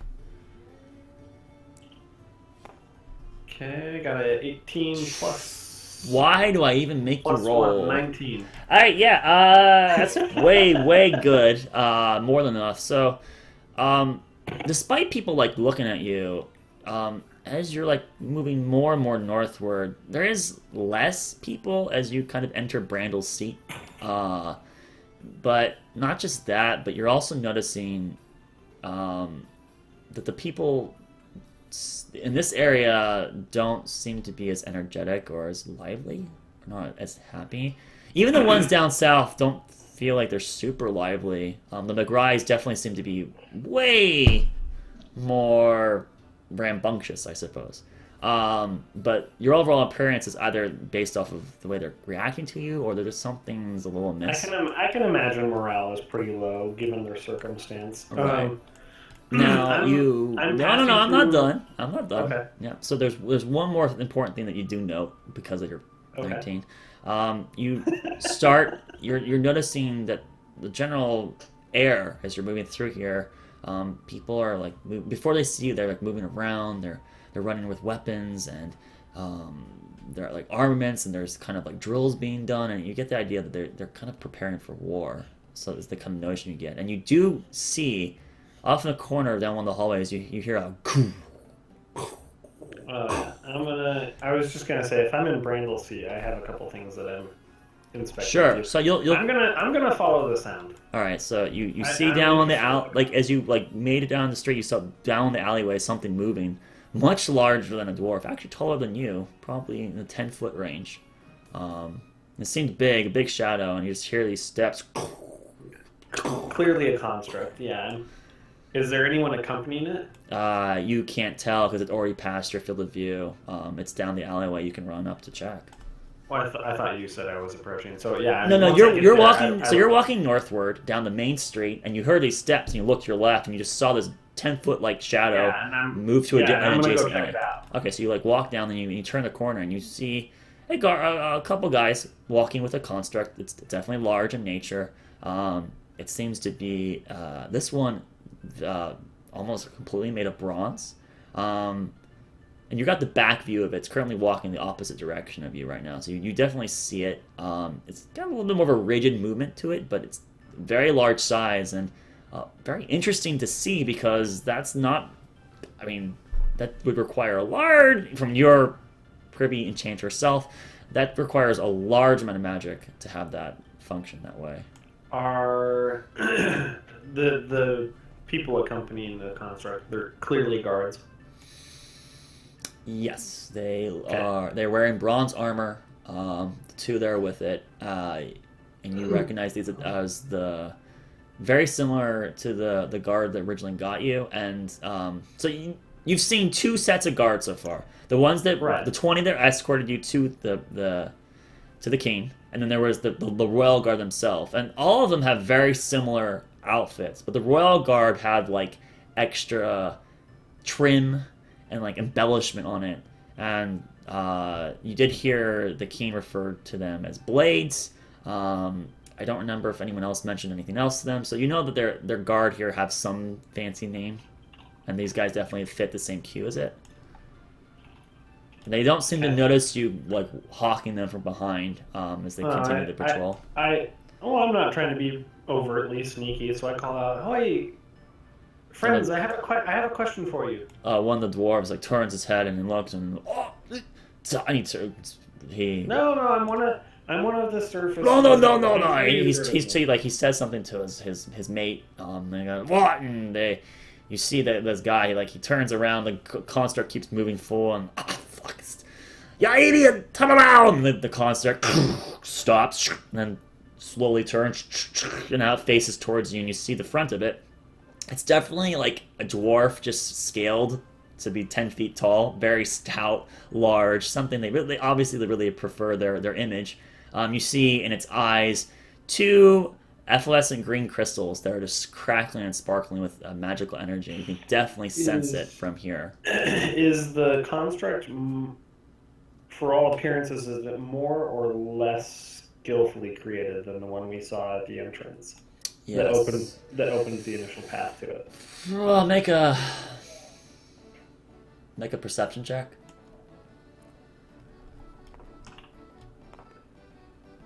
No. It's kind of hard to say. That it definitely seems similar grade, though that one was larger than this one. So you're not fully sure. It seems similar, for sure. Okay. You can't ascertain. Obviously comparable. They're both constructs. I get it. Yeah. That one was made of an iron, and I'm in a dark alley. Whatever, that's fine. I just say, I'm looking for some information. I'm on a quest for the king. We heard you and the yeah, you heard of it. Fathers, yeah, you're allowed, permitted to the area. Just don't cause any, don't be a ragamuffin. Right. No, of course, that's not the goal. I believe a construct such as this may help us in our quest, or if there's someone who can provide us information on, utilizing some of this technology on our own, to aid us, you'll have to go to the Coraldum. I don't know how it works. The Coraldum is where you'd want to go. No, that's very well. Thank you, sirs. Is there someone there I should speak to specifically? And they're looking at each other. I don't know. I just go up to the reception and ask them They will know. We're not privy to that crap. Okay. They just have it walk with us, you know. I'll give the gods time to figure it out. Thanks, gentlemen, and I proceed back to the... As you leave, you hear one of them shout out, "Endure his trials!" And they remove walking. Thank you. You too. Alright. I keep an eye out through Brandl's seat for anything. Alright, so as you actually go back to the road you were originally on, and you walk into Brandl's seat, you see this very large, hexagon. Yeah, like hexagon-shaped, like town square. It's very large, and there's a bunch of facing shops. Some of them have like glass windows in front of it, kind of like your mall-esque kind of thing. You do see a blacksmith in one corner, and you hear a ping, ping. It's not as well furnished as these other buildings, but you do see a sign that says Hoth's Hammer, currently above that building. I'm looking for the alchemy shop. Right, so you can make a perception check to see if you recognize it. Do you remember its name? I don't. It's 9 is what I rolled. You do not see it instinctively. You don't see it instinctively. Yeah. That's alright. I just find a local. Hey, I'm looking to buy some potions. So you just walk up to someone? Yeah, don't panic. I'm a visitor from the surface. Yeah, yes, right. Surface, right, yeah. Hi, yep. Nope, no trouble here. No, I'm not here for trouble. I'm hoping to get a potion or two. Can you point me in the direction? Right. Of course. Okay, which direction is it? Yes. Is it this way? Yes. And then I point in the opposite direction. What about this way? Yes. Okay, obviously there's an issue here. Right. Who can tell me where the potion shop is? That one. He points to someone across the street. As you turn, he's like already like leaving. I chase him down. Boy, friend! And I chase him. Alright, and he's like running faster. No. I'm chasing the person that he pointed. Oh, okay. So you run up to this. You see a I shout across the town hall like, "Boy, friend!" And I wave like really big. I'm like, "I've got a question." And you see a very large, obese dwarf like waddling his way. As you like turn to him, you're not a dwarf. He seems to be drunk. No, I'm not a dwarf. Hey, do you know, is there a shop in town I could buy some potions from? Potions? Why would you need the potions? I got a really bad hangover. Oh, you need medicine. I could use some ale, but medicine. Oh, my name's Fern. How do you do? What's my manners? He extends a very sweaty-looking hand towards you. I take it and I shake it. Right, it's not aggressively, but I like. Right, you feel like this like energetically. slime or like water, kind of like it's really sweaty. It's chilly here, but it's remarkable that this guy has that much sweat on him. All right, so what was your name? If you're mine is Fun. Not nice. What? Your name? Yeah, okay, I'm looking for the magic mystery shop. You know where it is? I totally forgot I wrote it down in my Excel spreadsheet. Magic and he just points like to the corner of it. Is it here?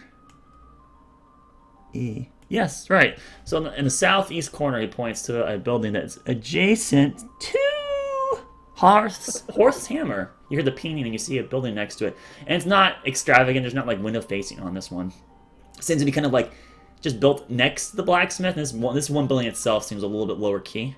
Probably just the really notary good quality, but not put into the store facing. So I walk into magic mystery. All right, so as you walk up to it, you don't see the... No, you do. Magic mystery. Okay, so you walk in and you're immediately... where is it? Where is it? Oh boy, you're going off on a whole adventure here without everyone else. This is supposed to be... It would have been nice to be there for that. I'm sure you guys are going to get the... Like, I mean, I can't be that far ahead of you, right? So, as you enter... We don't know where the fuck you went. I told someone to tell you as soon as you guys notice I'm gone, and Neil's gonna tell you exactly where I went. But you're not even there. I'm on my way. The point is you'll catch up. I'm trying to find it. Give me a second. Where is it? Okay, I just want to talk to the store shop. No, I know. I'm trying to find the building. Where is it? What the fuck, man? I totally wrote this down. Ah, that's because there's no indent. Stupid word. Alright. As you enter the vicinity, there doesn't appear to be a large amount of people in here, but you do see a man with red hair, not well kept, but he did appear to attempt to groom himself. No beard or mustache, but he does have mutton chops. He's got a stained white shirt with tan leather trousers. He's got bags under his eyes, and he's currently like at the counter right now, looking at what appears to be a sword in front of him. And he doesn't even look as you come in. He just, welcome to Magic Mist today. What can I get ya? And he turns and he actually sees you and, hello. Hello, friend. I'm sorry to barge in on you like this. I'm sure that you weren't expecting me. I'm trying to find the potion shop. I'm a little lost. This is Magic Mist today. We do enchantments and magical artifacts. I'm aware. Is the potion store here in the area? The potion shop. I mean, there's not really a good doctor up in the Brandle seat, but if you head back down to the Fairway, I hear there's a place that's just kind of got like a, doesn't actually have a name, but they call it remedies, I guess. If you head back down there, is there something I could help you with, maybe? There certainly is. We're on a quest for the king, but I'll return later with some friends, and we definitely will have some need of possibly some of your wares. So for now, thank you, and we appreciate the help, and hopefully we can return the favor to you and Midan at large. And I will bid you a good day. Endure his trials. You as well. Right. And then you like leave and the door closes behind you, and now you're back in Randall's seat. Okay, and then I'll head towards the library, and like I said, I'm sure the group will probably follow up at some point. Notice I'm gone. Yeah, they're gonna do a long rest, and then you're way out of the way, man. So you head off down the Brandle seat, and now you're like, well, all right, I'm looking for a large building, and you're seeing a large amount of large buildings, larger than the ones from the Fairway. And there in front of you is what appears to be a 3-story building that seems to have a uniform. Fairway? I was sorry. I was heading towards the library. No, you are. Yes, these buildings are bigger than that of the Fairway, and you see in front of you. So that's a comparison of where you were to where you are. You see a 3-story building that does kind of give you the vibe of, maybe an archive, or sort of university-ish. It's not as large as a total university that like from Windheim, but it definitely has that kind of vibe to it. And you make your way to it, I guess. Yeah, and for the sake of not wasting everyone's time, I would just spend like an hour researching Rabbit's Paw and maybe like 2 hours looking into information on the construct. As you come into the front, because this has to be done, you come into the front, you see a woman at the receptionist. She's got a pair of small little bifocals on, and she's not even like really using them. She just has them under like the bridge of her nose, and she sees you kind of like walk into the center plaza of sorts. Welcome, foreign traveler. What can I do for you?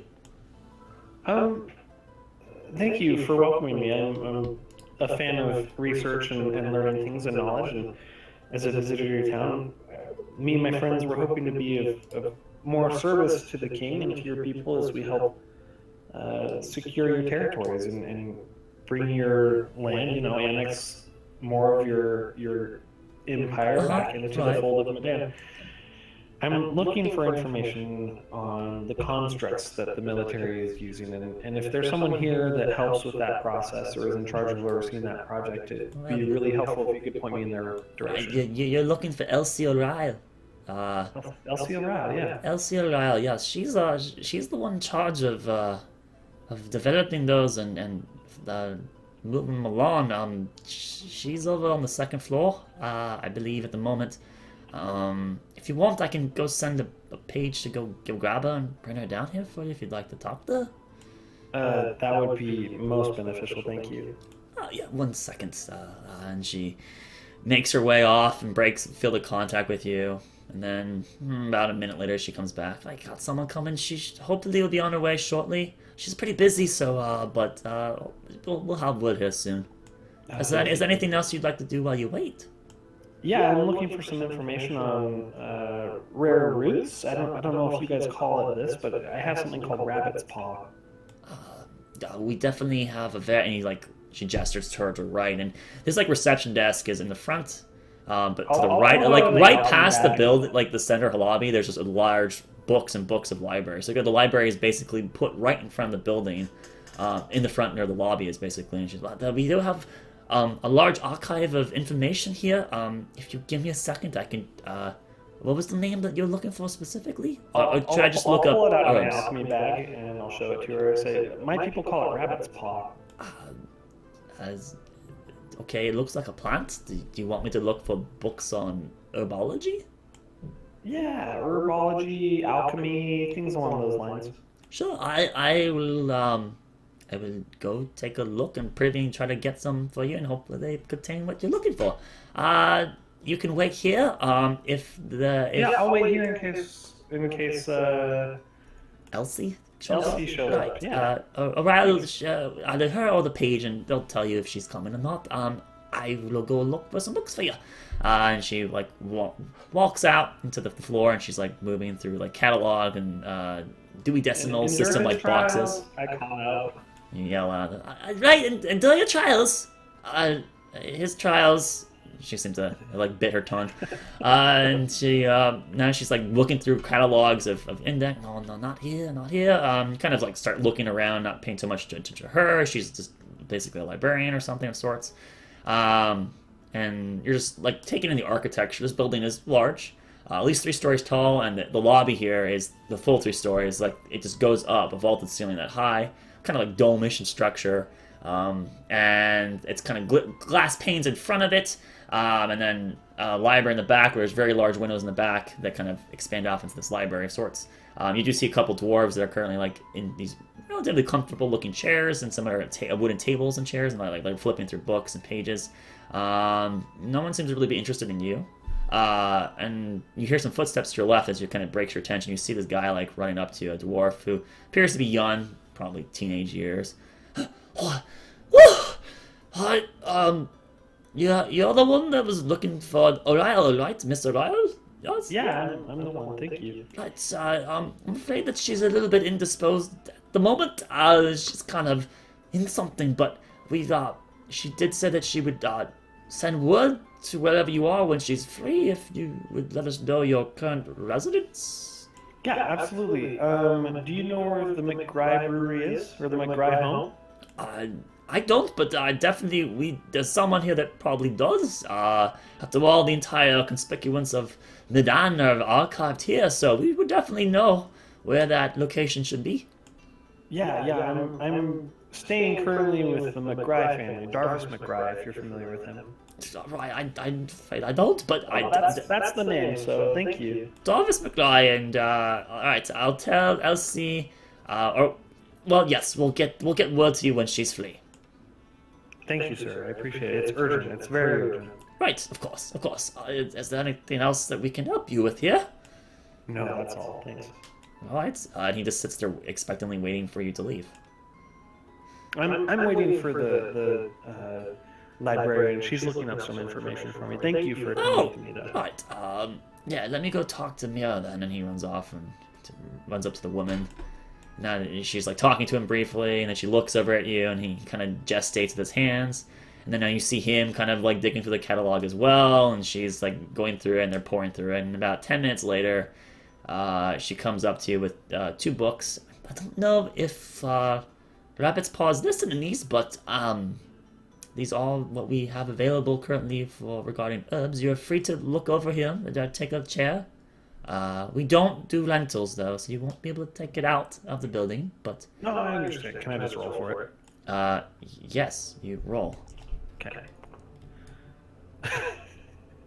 Okay. All right. So as you look at the text, it's in Dwarvish. You understand nothing. Perfect. I say, well, this has been most beneficial. Can you tell me, is this particular herb in this book, is it useful for anything in particular? I'm afraid I don't. I'm not an herbist, alchemist person. That we definitely could get you a specialist if you would like one.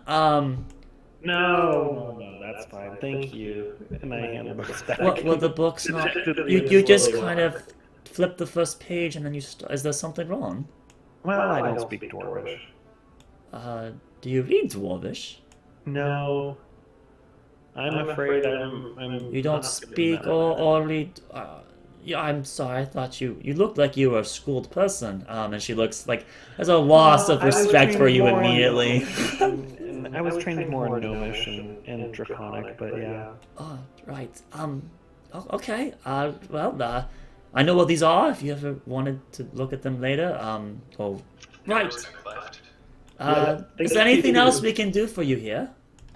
Well, I appreciate it. I've already imposed too much. Thank you. If you see a party of travelers come in, outsiders like myself, just let them know, please. I've gone back to the McRye residence. Of course. Right, Mira? Right. We will. McRye's. Yes. Thank you. The both. brewery? McRye's? Mira, question. I'll run you back with the group. Right. Endure his trials. And during his trials, your trials are, yeah. What do you do?